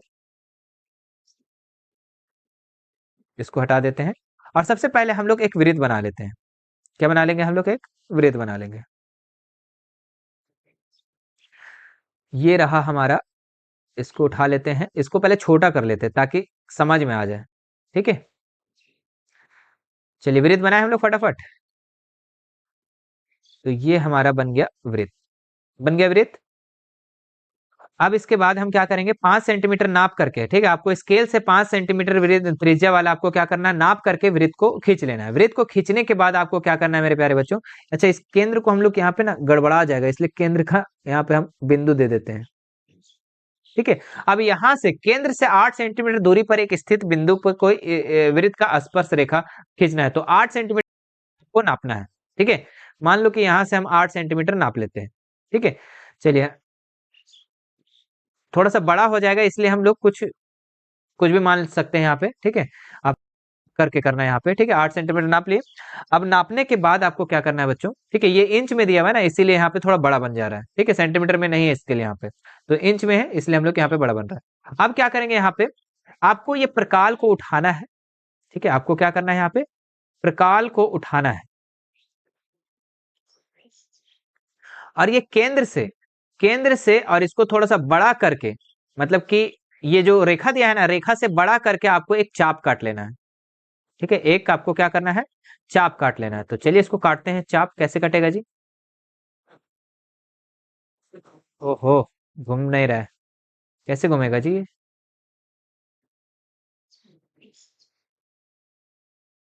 एक मिनट, इसको ऊपर कैसे होगा, अच्छा जो भी है। ठीक है, आप लोग यहाँ से चाप काट लेना एक तो, हाँ ये रहा, और यहाँ से आपको क्या करना है एक चाप काट लेना है। चाप काट लिए, इसी तरीके से हम नीचे भी एक चाप काटेंगे। ठीक है, नीचे भी हम एक क्या करेंगे, ओहो फिर बड़ा हो गया, गड़बड़ हो जा रहा है।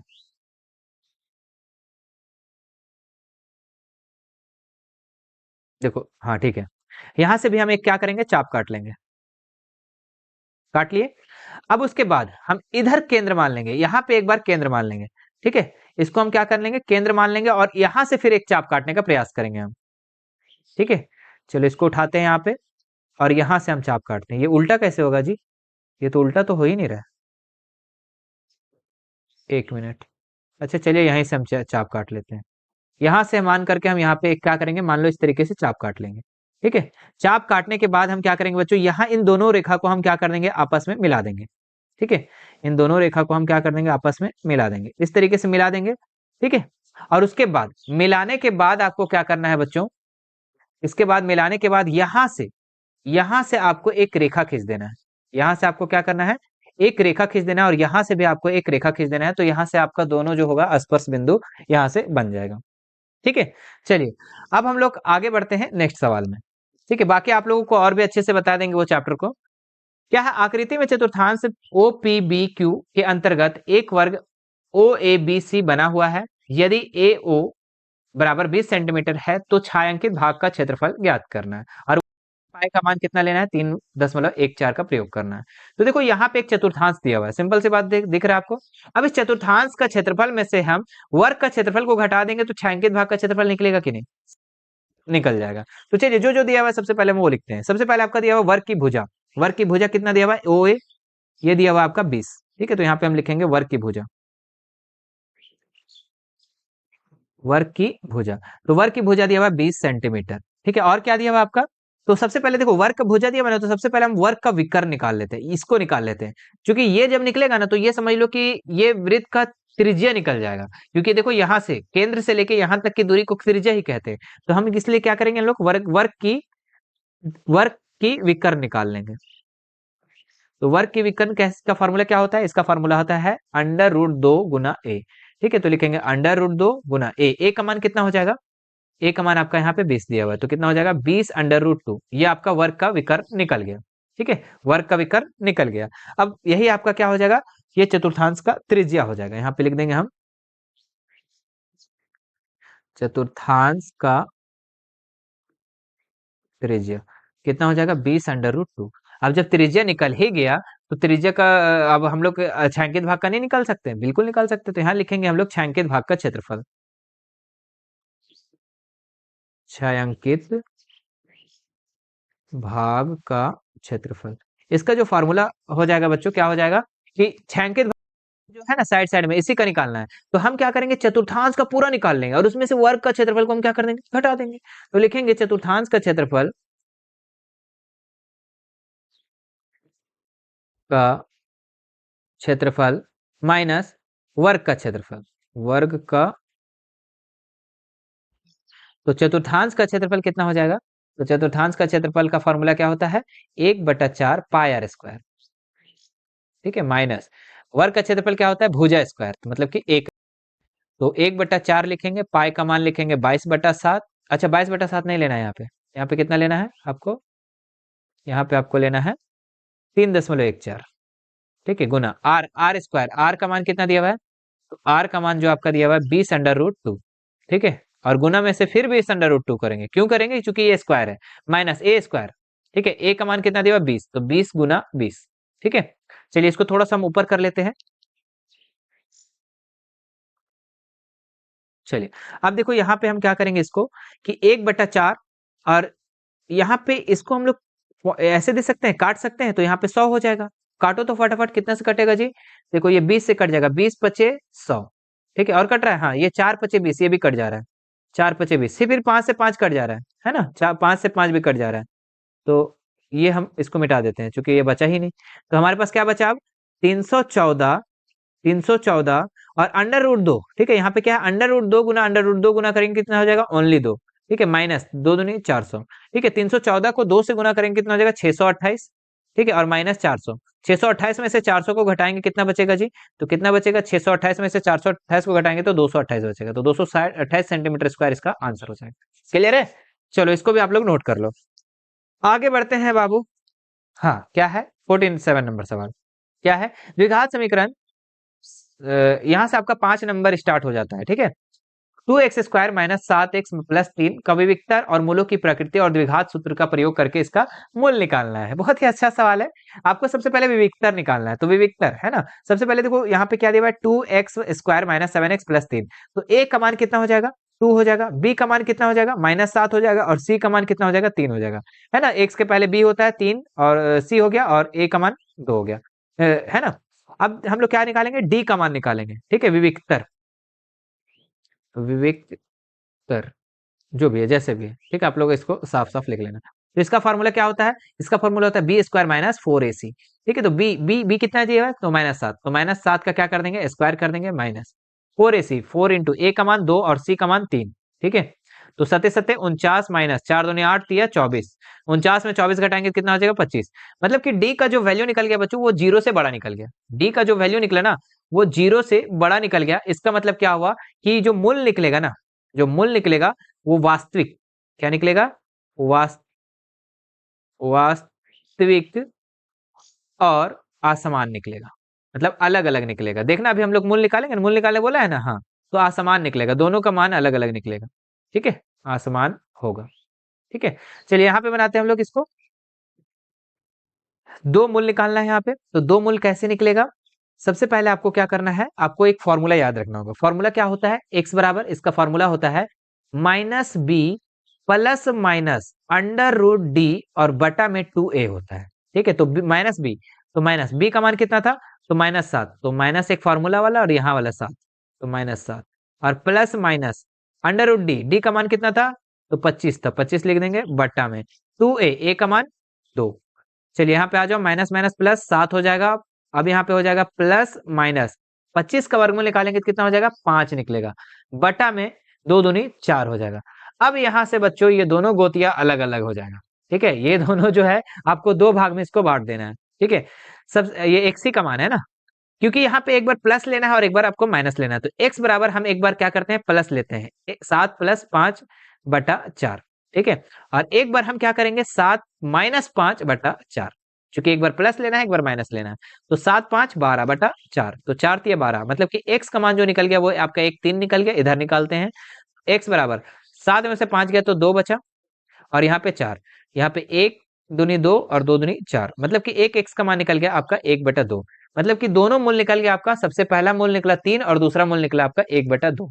तो ये आपका इसका आंसर हो गया। चलिए उतार लीजिए, आगे बढ़ते हैं नेक्स्ट सवाल में। क्या है, सिद्ध कीजिए कि यदि किसी त्रिभुज की एक भुजा के समांतर अन्य दो भुजाओं को भिन्न भिन्न बिंदुओं पर प्रतिच्छेद करने वाली रेखा उन्हें समान अनुपात में विभाजित करती है। बहुत ही वेरी वेरी इंपॉर्टेंट क्वेश्चन है बच्चों, जितना भी कर लो वो उतना ज्यादा इंपॉर्टेंट है, क्योंकि ये प्रमेय 6.1 है। क्या है, प्रमेय 6.1 यानी थेल्स प्रमेय है। देखो इसको कैसे बनाना है आप लोगों को हम बताते हैं। ठीक है, बहुत ही आसान से बता देंगे। सबसे पहले आपका एक त्रिभुज दिया हुआ है, ठीक है, और इस त्रिभुज को क्या पूछ रहा है सबसे पहले वो समझेंगे तब ना जी। ठीक है, वो समझेंगे तब ना। तो त्रिभुज में आपका ABC मान दिया हुआ है। ठीक है, हम मान ले लेते हैं ABC। ठीक है, बोला है कि किसी त्रिभुज की एक भुजा, इस त्रिभुज की एक भुजा मतलब मान लो BC भुजा, अन्य दो भुजाओं को भिन्न भिन्न बिंदुओं पर, मतलब अन्य दो भुजा है इसके भिन्न भिन्न बिंदुओं पर क्या बोल रहा है कि प्रतिच्छेद कर रहा है, जो कि इसका तीसरी भुजा है, मतलब चौथी भुजा है ना, तीसरी भुजा का समांतर भुजा है। तो तीसरी भुजा का ये समांतर भुजा हुआ, जिसका नाम हम दे देते हैं E और F। ठीक है, क्या नाम दे दिए, E और F। ठीक है, प्रतिच्छेद करने वाली रेखा उसे समान अनुपात में विभाजित करते हैं, ये इसका सिद्ध करने को बोल रहा है। मतलब कि ये सिद्ध करने बोल रहा है कि AE बटा EB है ना, AE बटा EB। ठीक है, EF यहाँ पे लिख दिया ना, DF लिखना चाहिए यहाँ पे हमको। ठीक है, यहाँ पे हमको क्या लिखना चाहिए, DF। ठीक है, DE, सॉरी यहाँ पे हम EF क्यों लिख दिए, DE लिखना चाहिए। इधर पे आ जाओ, कहाँ चल जाता है जी। हाँ हाँ, ये रहा, यहाँ नाम दे देते हैं DE, क्योंकि ABC तो हम ले ही लिए थे। ठीक है, तो DE। अब देखो यहाँ पे क्या करना है आपको। ठीक है, यहाँ पे सबसे पहले आपको जो दिया हुआ है वो लिखना है, लेकिन यहाँ पे दिया है तो क्या दिया हुआ भाई, तो दिया हुआ है त्रिभुज ABC में, त्रिभुज ABC में, त्रिभुज ABC में BC, BC भुजा जो है DF। ठीक है, BC भुजा जो है DF या DE। ठीक है, DE तथा AB, तथा AB, और क्या है जी AB के साथ AC, AC कर्मशः, AC को कर्मशः जैसे जैसे लिख रहे हैं बच्चों वैसे वैसे आप लोग इस प्रमेय को लिख लेना। ठीक है, बहुत ही आसान तरीके से आप लोग को बता देंगे, बहुत ही कम लाइन में। ठीक है, D तथा किस किस पर प्रतिच्छेद कर रहा है, D तथा E पर, E पर प्रतिच्छेद करती है।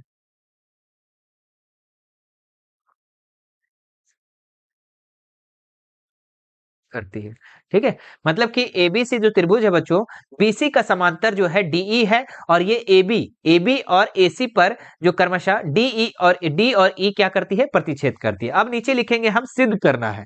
क्या करना है, सिद्ध करना है, तो लिखेंगे यहाँ पे सिद्ध करना है। तो सिद्ध क्या करना है भाई, तो सिद्ध करना है कि AD बटा DB है ना, AD बटा DB बराबर AE बटा EC, ये आपको क्या करना है, सिद्ध करना है। ठीक है, चलो इसको भी हम लोग सिद्ध कर लेंगे। अब यहां से हम लेंगे रचना। क्या लेंगे, रचना। यहाँ पे आपको सबसे पहले रचना करना पड़ेगा। रचना हम लोग क्या करेंगे कि EN, मतलब कि यहां से एक, हम यहां से एक रेखा खींच देंगे। ठीक है, इसको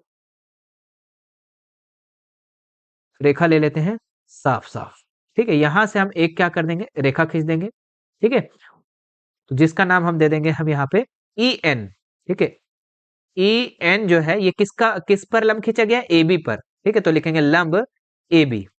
ठीक है, तथा ठीक है, इसी तरीके से हम एक और लंब खींच लेंगे D से M तक। ठीक है, तो हम पहले लिख लेते हैं DM, जो ये लंब किस पर खिंचाएगा, तो AC पर, तो लिख देंगे AC खींचा, है ना। क्या करेंगे, एवं खींचा लिख दो, या फिर एवं डीसी और ईबी को मिलाया। ठीक है, लिखेंगे डीसी तथा बीई को मिलाया। मिलाया या खींचा, कुछ भी लिख सकते हैं आप, कोई दिक्कत नहीं है, मिलाया। ठीक है, अब चलो रचना को हम पूरा कर देते हैं पहले। यहाँ पे डीएम एक यहाँ से यहाँ तक हो जाएगा। ठीक है, और एक और आपका जो है, एक और रचना यहाँ से कर लेते हैं इस तरीके से, यहाँ से भी एक रचना कर ले। ठीक है, चलो कोई दिक्कत नहीं। अब नाम दे देते हैं, क्या क्या नाम था जी यहाँ पे। ई के साथ एन का लम किए और डी को एम के साथ लम किए। ठीक है, लम का मतलब होता है ना कि यहाँ 90 डिग्री।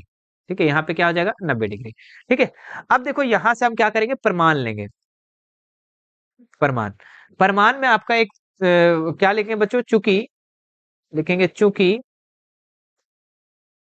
त्रिभुज का क्षेत्रफल, त्रिभुज का क्षेत्रफल, इसका क्षेत्रफल क्या होता है, 1/2 आधार गुने ऊंचाई। क्या होता है, आधार गुने ऊंचाई। ठीक है, अब देखो हम लोग बारी बारी से सभी त्रिभुज को हम लोग अलग अलग करके लेंगे। ठीक है, तो सबसे पहले यहाँ लिखेंगे अतः,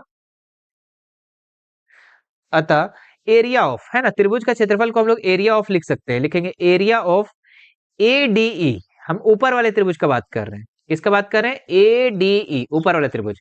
और बटा में हम लेंगे एरिया ऑफ ये वाला त्रिभुज डीईबी। ठीक है, डीईबी लो या फिर बीईडी लो। ठीक है, तो डीबीई लेते हैं, डीबीई। ठीक है, बात बरोबर है ना। चलो, तो एडीई, ठीक है, एडीई, एडीई ऊपर वाले त्रिभुज का, छोटा वाले त्रिभुज का, उसमें हमारा क्या होगा फॉर्मूला, त्रिभुज एडीई का फॉर्मूला क्या होगा, 1/2 आधार गुने ऊंचाई। आधार इसका क्या है जी, तो इसका आधार आपका हो जाएगा एडी। क्या हो जाएगा, एडी। तो यहाँ लिखेंगे एडी, और ऊंचाई क्या हो जाएगा, तो सिरसलम, सिरसलम क्या है, ई एन, जो हम लोग रचना किए, तो यहाँ लिख देंगे ई एन। ठीक है, ई एन। नीचे भी इसी तरीके से लेंगे हम लोग, डीबीई में, डीबीई, अब ध्यान देना डीबीई में, तो इसमें भी आपका फॉर्मूला क्या हो जाएगा, 1/2, एडी का मान कितना हो जाएगा, सॉरी यहाँ आधार कितना हो जाएगा, तो आधार आपका हो जाएगा डीबी। ठीक है, क्या हो जाएगा, डीबी, और ऊंचाई कितना हो जाएगा, ई एन। ठीक है, ये हो गया आपका। अब देखो, जो ऊपर है जो नीचे है सेम सेम है, तो उसको हम लोग कट कर देंगे। ये कट गया हमारे पास, ई एन और ई एन भी कट गया, तो हमारे पास बचा क्या जी, तो बचा एडी बटा डीबी। एडी बटा डीबी ये हमारा बच गया। कोई दिक्कत नहीं, ये आपको हम लोग क्या कर लेंगे, समीकरण 1 मान लेंगे। ठीक है, इसी तरीके से हम लोग क्या करेंगे नीचे भी। ठीक है, पुनः, पुनः भी ले सकते हैं यहाँ पे, पुनः एरिया ऑफ। अगर हम क्या करेंगे, ऊपर वाला त्रिभुज को सेम लेंगे, वही चीज को एकदम जो है था वही ले लेंगे, ए डी ई। क्या ले लेंगे, ए डी ई। और नीचे वाला त्रिभुज में हम लोग क्या लेंगे, इसमें हम लोग लेंगे डी सी ई। क्या लेंगे, या फिर ई सी डी बोलो, या फिर डी ई सी, तो ई सी डी ही ले लेते हैं, ई सी डी लेते हैं यहाँ पे, ई सी डी। ठीक है, बराबर, इसका भी फॉर्मूला वही हो जाएगा, 1/2 आधार कितना हो जाएगा, एडीई का, तो एडी का अगर हम इस साइड से ले तो आधार हमारा हो जाएगा एई। क्या हो जाएगा, एई। ठीक है, और इसका सिरसलम क्या हो जाएगा, हमारा ऊंचाई क्या हो जाएगा, तो डीएम। क्या हो जाएगा, डीएम बटा में 1/2 गुने। ठीक है, ईसीडी में, ईसीडी में आपका आधार क्या हो जाएगा, तो आधार हो जाएगा आपका ये वाला त्रिभुज में आपका आधार ईसी हो जाएगा। क्या हो जाएगा, ईसी गुना, और ऊंचाई क्या हो जाएगा, देखो ऊंचाई जो है ना ऊपर वाला वही सेम नीचे वाला में भी ऊंचाई लिखना है आपको। ठीक है, तो यहाँ लिख देंगे डीएम। देखो अब क्या क्या कटा, तो 1/2, 1/2 कट गया, डी से डीएम कट गया, तो हमारे पास क्या बचा, एई, एई बटा ईसी। ये आपका समीकरण 2 हो गया। ठीक है, इतना में किसी को दिक्कत, इतना उतार लो सबसे पहले आप लोग। चलिए आगे बढ़ते हैं, हम लोग आगे करते हैं इसको थोड़ा सा।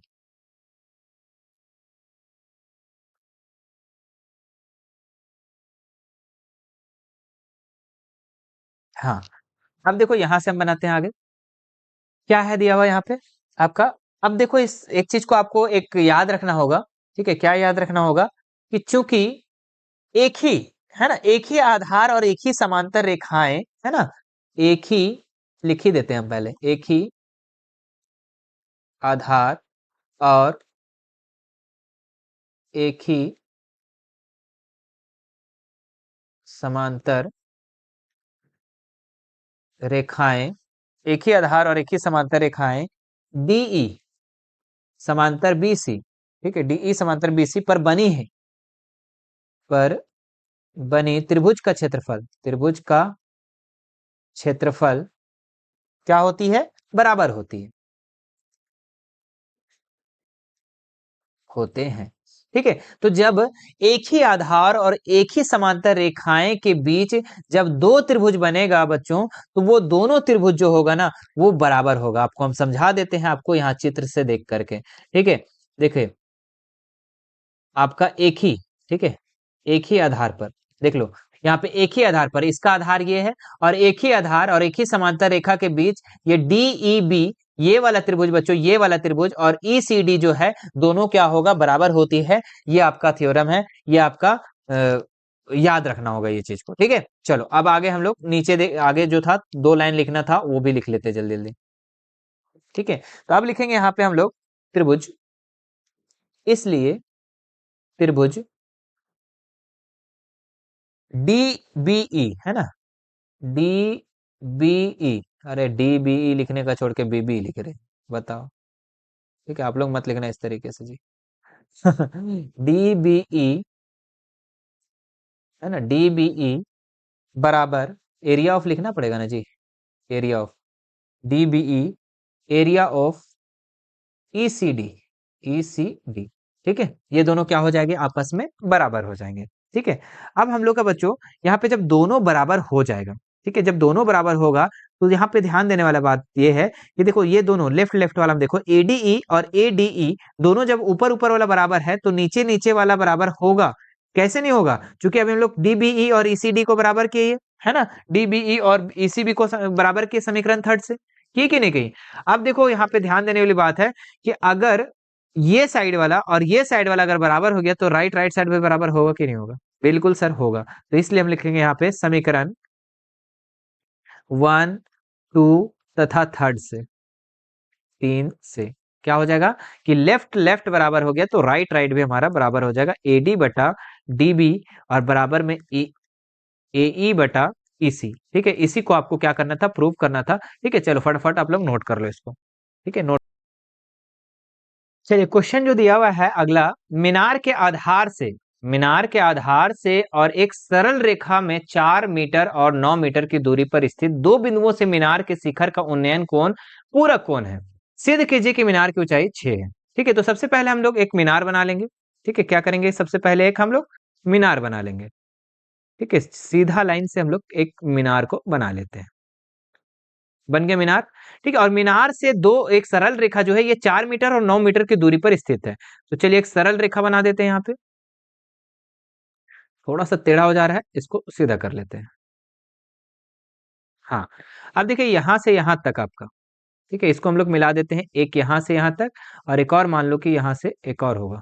ठीक है, 4 पर। ठीक है, अब देखिए यहाँ समझिएगा कि मीनार का जो एक मीनार है, ठीक है, मीनार का पाद बिंदु ये है और ये आपका मीनार का एक बिंदु है। दो एक सरल रेखा यहाँ से यहाँ तक खींचा गया है, जिसमें से दी गई है एक आपका यहाँ से यहाँ तक, ठीक है, जो है यहाँ से यहाँ तक आपका 4 मीटर दिया हुआ है, और एक और जो है आपका 9 मीटर कर दो बिंदु है, एक बिंदु आपका 4 मीटर पर है और एक दूसरा जो बिंदु है आपका 9 मीटर पे, तो यहाँ से यहाँ दिया हुआ है 9 दिया हुआ है। ठीक है, और मीनार की ऊंचाई आपको सिद्ध कर क्या करना है कि 6 सेंटीमीटर है। ठीक है, और उन्नयन कोण, अच्छा कोण इसका कितना दिया हुआ है, एक का मान थीटा दिया हुआ है और दूसरा पूरक बोला है ना, तो एक को थीटा मान लो तो दूसरा को क्या मान लो, 90 माइनस थीटा। चूंकि पूरक कोण आपको पता है बच्चों की 90 में से उसको हम लोग घटाते हैं, इसलिए हम लोग एक थीटा है तो दूसरा 90 माइनस थीटा।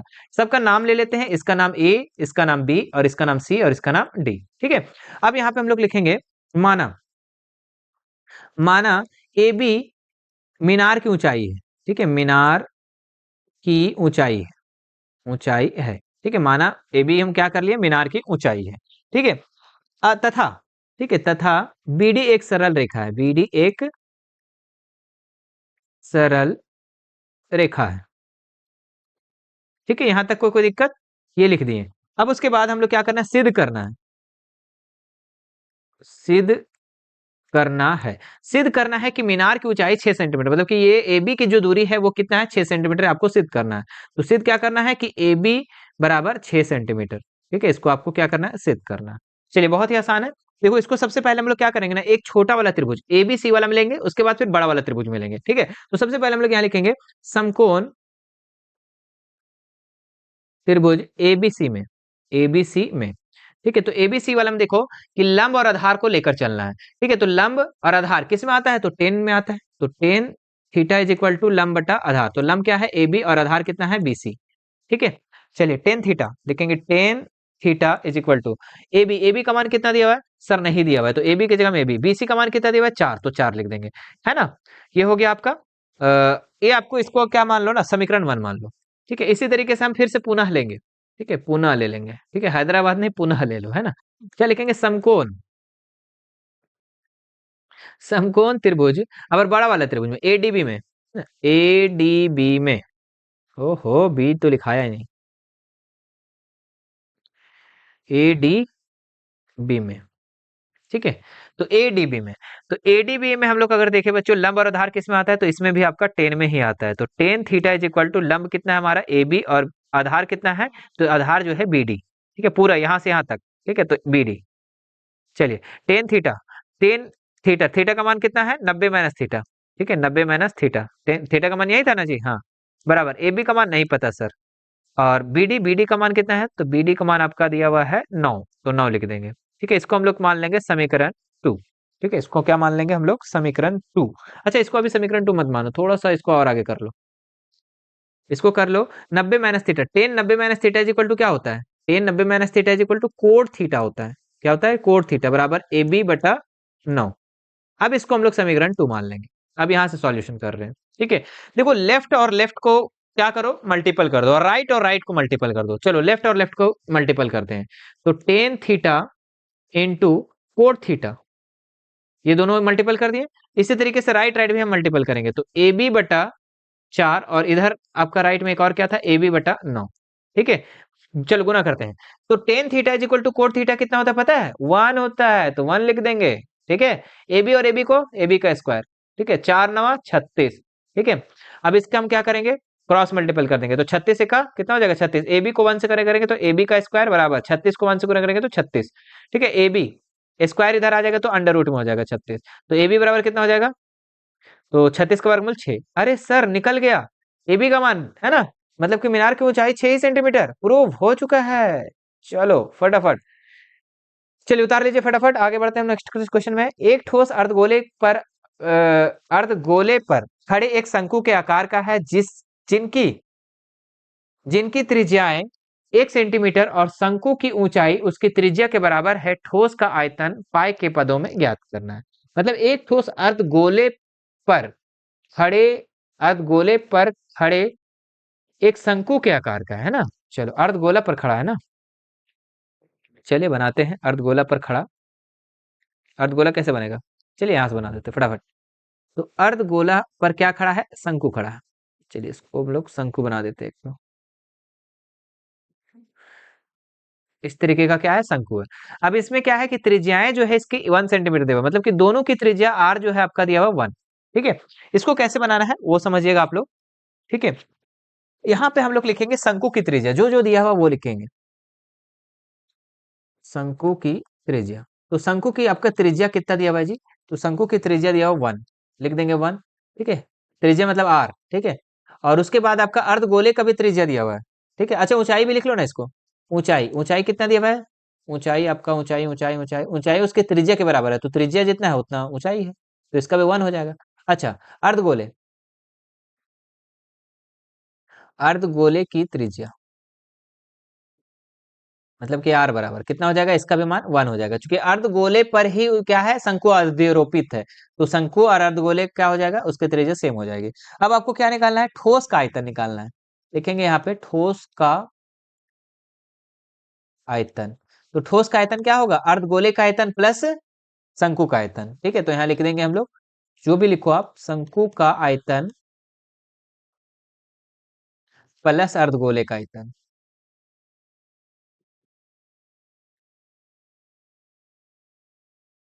ठीक है, तो शंकु का आयतन क्या होता है, तो शंकु का आयतन होता है 1/3 पाई आर स्क्वायर एच। ठीक है, प्लस अर्धगोले का आयतन क्या होता है, तो इसका होता है 2/3। ओहो नीचे क्यों चले जाते हो, नीचे ही जाने का शौक है इसको, बहुत ज्यादा है ना चलो 2/3 क्या होता है, पाई आर क्यूब।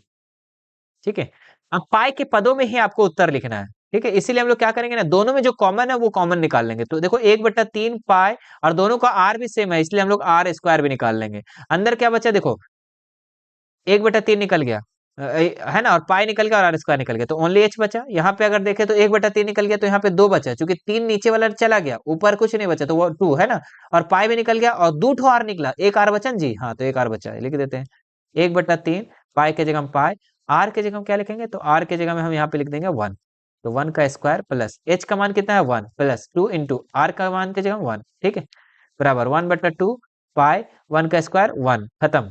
ठीक है, 1 का स्क्वायर 1 करेंगे तो 1 ही हो जाएगा, और 2 एक का 2 और एक 3, कितना हो जाएगा 3। ठीक है, अब यहाँ पे हम इसको अगर करें, अच्छा यहाँ पे 2 कैसे आ गया, 3 ना है जी, हाँ। अब यहाँ पे अगर देखें तो ये सब मल्टीपल में, तो ये 3 से 3 कैंसिल हो जाएगा, और पाई को 1 से गुना करेंगे तो पाई, पाई इसका आंसर हो जाएगा, क्या हो जाएगा, पाई सेंटीमीटर क्यू इसका आंसर हो जाएगा। ठीक है, तो ये भी आप लोग नोट कर लो। चलिए आगे बढ़ते हैं नेक्स्ट सवाल में। अगला सवाल दिया हुआ है, धातु की एक चादर से बना ऊपर से खुला एक बर्तन शंकु के छिन्नक का आकार का है, जिसकी ऊंचाई 16 सेंटीमीटर और निचले और ऊपरी सिराओं की जो है 8 और 20 सेंटीमीटर है, तो 20 प्रति लीटर की दर से बर्तन का पूरा भर सकने वाले दूध का मूल्य ज्ञात करना है। ठीक है, चलिए इसको भी हम लोग ज्ञात कर देते हैं आप लोगों को। ठीक है, बहुत ही आसान है। सबसे पहले ये वाला है ना, हम लोग थोड़ा दूसरा जगह उठा के लेके आ गए। हाँ, ये आपका छेना का आकार का है, छेना किसी तरीके का आकार है। अब इसमें क्या है कि क्या क्या दिया हुआ है, सबसे पहले वो लिख लेते हैं। ठीक है, ये धातु का छेना है। ऊंचाई जो है 16 सेंटीमीटर है, जो ऊंचाई ना है, ऊंचाई जो है आपका, ओह टेढ़ा टेढ़ा हो जा रहा है, चलिए, ऊंचाई जो है आपका यहाँ से यहाँ तक कि आपका 16 दिया हुआ है, तो यहाँ पे हम लिख देंगे 16 सेंटीमीटर, ये ऊंचाई दिया हुआ है जो आप 16। और क्या दिया हुआ है जी, निचले तथा निचले और तथा ऊपरी सीमा की त्रिज्याएं जो दी गई है वो कितना 8 और 20, तो निचला का आपका 8 दिया हुआ है त्रिज्या, और ऊपर का दिया हुआ है 20। ठीक है, चलो, अब 20 रुपए प्रति लीटर की दर से इस बर्तन में पूरा पूरा भर जा सकने वाले के दूध का मूल्य ज्ञात करना है। चलिए बहुत ही आसान है, कैसे निकालेंगे उसको सबसे पहले वो समझेगा। जो जो दिया है उसको लिखते हैं हम लोग। लिखते हैं यहाँ पे छिन्नक, छिन्नक की ऊंचाई h बराबर कितना दिया हुआ है, छिन्नक की ऊंचाई 16, जो दिया हुआ वो लिख दिए। अब उसके बाद क्या लिखा हुआ है, छिन्नक, छिन्नक की त्रिज्या, अच्छा छिन्नक की त्रिज्या मत लिखो, यहाँ पे ऊपरी सीमा की त्रिज्या लिखो। ठीक है, क्योंकि ऊपर वाला पहले लिख लेते हैं, ऊपरी सिरे की त्रिज्या, सिरे की त्रिज्या, ऊपरी सिरे की त्रिज्या को हम लोग R1 से मानते हैं। ठीक है, क्या मानेंगे, R1 मानेंगे, तो R1 बराबर कितना हो जाएगा 20 सेंटीमीटर। ठीक है, अब निचली सीमा की त्रिज्या, निचले सिरे की त्रिज्या, निचले सिरे की त्रिज्या हमारा R2 है, इसका कितना मान आ जाएगा 8 आ जाएगा, तो 8 सेंटीमीटर हो जाएगा, कोई दिक्कत नहीं। ठीक है, सिरे है यहाँ पे सिरे। चलिए, अब इतना जो दिया हुआ था वो लिख लिए। अब हम लोग छिन्नक का आयतन डायरेक्ट निकालेंगे, लिखेंगे छिन्नक का आयतन। तो छिन्नक का आयतन का एक फॉर्मूला होता है बच्चों, इस फॉर्मूला को याद रखना, हमेशा याद रखना, क्योंकि ये ऑब्जेक्टिव में भी सवाल आता है। तो छिन्नक का आयतन का फॉर्मूला होता है 1/3 पाई, है ना, 1/3 पाई एच, और अंडर ब्रैकेट में होता है R1 का होल स्क्वायर प्लस R2 का होल स्क्वायर, तो R1 का स्क्वायर प्लस R2 का स्क्वायर। ठीक है, और प्लस में होता है R1 इंटू R2, तो R1 इंटू R2 हो जाएगा इधर। ठीक है, अब इसमें हम लोग बैठा देंगे 1/3 पाई का मान की जगह में हम लोग यहाँ पे 3.14 को ही लेंगे। ठीक है, क्योंकि इससे आसान से बन जाएगा। एच, एच का मान क्या हो जाएगा, एच का मान आपका 16 दिया हुआ, 16 दे देंगे। R1 का स्क्वायर, R1 कितना है, तो R1 आपका 20 है, तो 20 का क्या कर देंगे स्क्वायर, प्लस R2 कितना है 8, 8 का स्क्वायर कर देंगे, R1 इंटू R2, R1 कितना है 20 और ये 8 हो गया। ठीक है, चलो इसको काटो, 8 दूनी 16 कट गया। फिर देखो ये 3.14, इसके नीचे 100 दे दे क्या जी, 100 दे दे, छोड़ दो मत दो। ठीक है, गुना कर दो साफ साफ। ठीक है, तो कितना हो जाएगा 3.14 को हम 8 से जब गुना करेंगे इसको, अच्छा यहाँ पे 1/3 था, 2 से हम कैसे काट दिए जी इसको,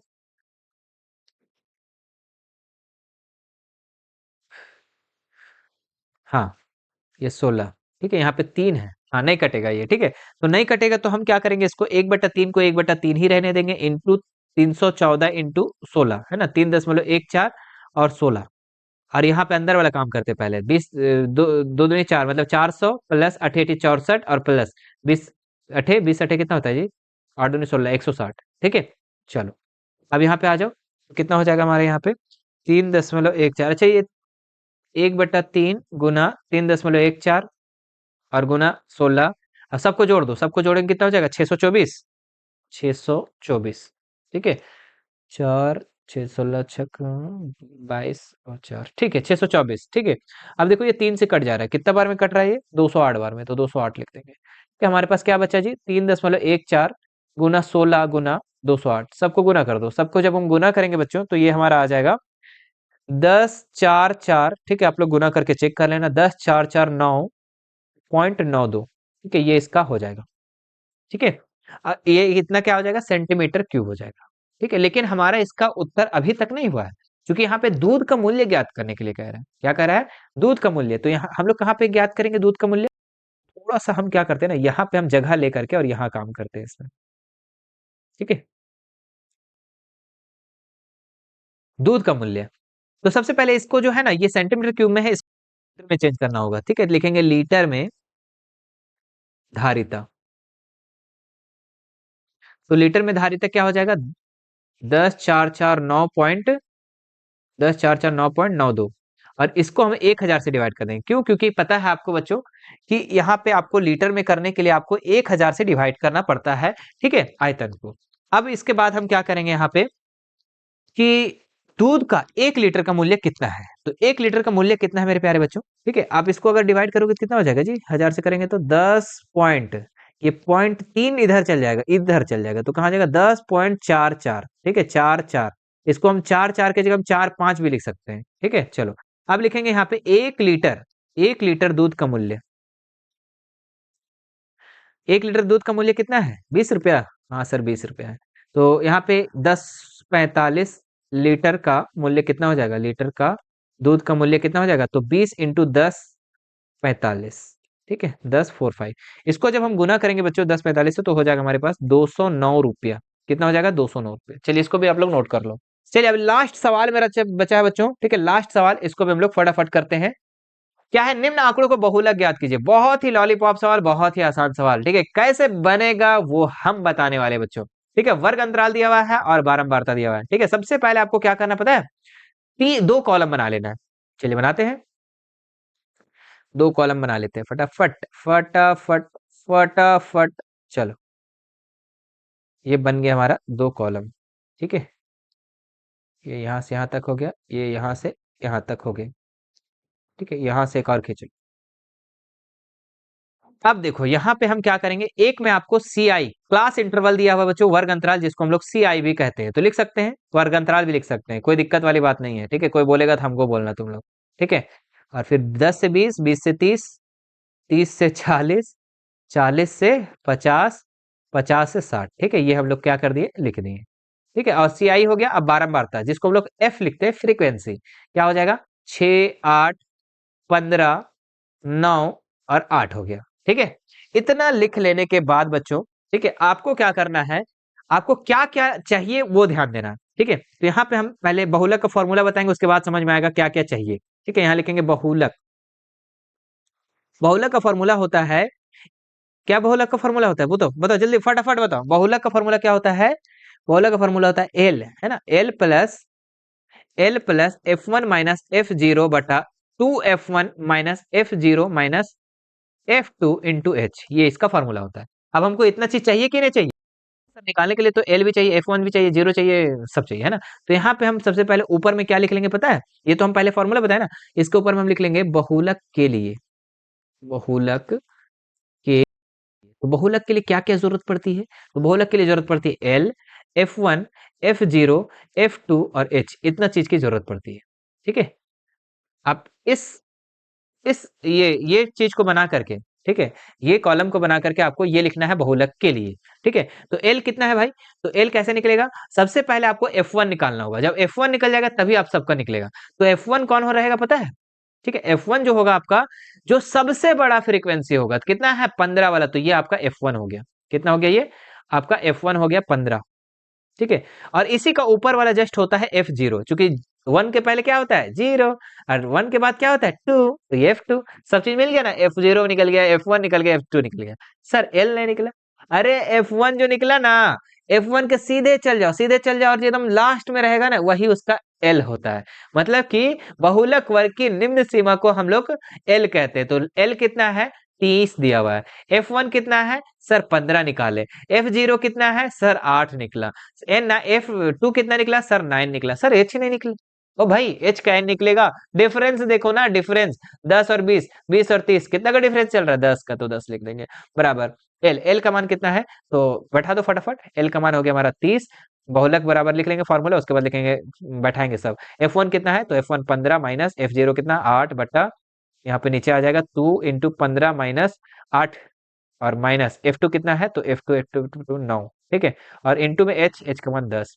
चलिए फटाफट करते हैं काम। 30 प्लस 15 में से 8 गया तो 7 बचा सर, और नीचे 15 दूनी 30 माइनस, यहाँ पे जोड़ दो दोनों का, 8 दूनों 17, कितना होता है, 8 9 17 होता है जी, हाँ 17 इंटू H 10। अब देखो यहाँ पे क्या करेंगे, 30 प्लस 10, 10 सते 70, और 30 में से 17 घटा देंगे तो 13 बचेगा, ठीक है। अब क्या हो जाएगा, 30 प्लस 17, 70 में से 13 को घटा डिवाइड करेंगे, कितना बचेगा, कितना होगा, तो 5.38, कितना होगा 5.38। अब 5.38 को 30 से जोड़ देंगे तो कितना हो जाएगा, 5.38 को हम अगर 30 से जोड़ दें तो कितना हो जाएगा, 35.38, कितना हो जाएगा, 35.38, ठीक है। ये इसका आंसर हो जाएगा, यही इसका बहुलक निकल गया, ठीक है। समझ में आ गया ना। बाकी कोई भी दिक्कत होता है, कोई भी क्वेश्चन होता है, तो आप एक बार इसको क्या करो, रिपीट कर लो, ठीक है। तो ये था आप लोगों का बच्चों, ठीक है, जो कि 30 से लेके हम 52 तक, 31 से लेके 52 तक सारे सवालों को हम सॉल्व करवा दिए। मुझे आशा है कि आपको वीडियो पसंद आया होगा। बहुत सारे क्वेश्चन आप लोग को जो नहीं समझ में आ रहा होगा वो भी समझ में आ गया होगा, ठीक है। वो एक प्यारा सा कमेंट नीचे जरूर करना मेरे प्यारे बच्चों। और बाकी कोई भी दिक्कत है हमसे आप जुड़ सकते हैं, हमारा इंस्टाग्राम टेलीग्राम व्हाट्सएप ग्रुप, ठीक है। हमारा Instagram Telegram WhatsApp group WhatsApp channel, चारों सोशल मीडिया का लिंक मैं डिस्क्रिप्शन में दे दिया हूँ। वहां से आप हमसे ऐड हो सकते हैं और बेझिझक हमसे कोई भी सवाल कर सकते हैं, ठीक है। और चैनल को अभी तक सब्सक्राइब नहीं किया तो सब्सक्राइब कर लो मेरे प्यारे बच्चों, ठीक है। आपको बहुत ही ज्यादा फायदा होने वाला है इस मैट्रिक बोर्ड में, ठीक है। मिलते हैं नेक्स्ट वीडियो में। Thank you so much.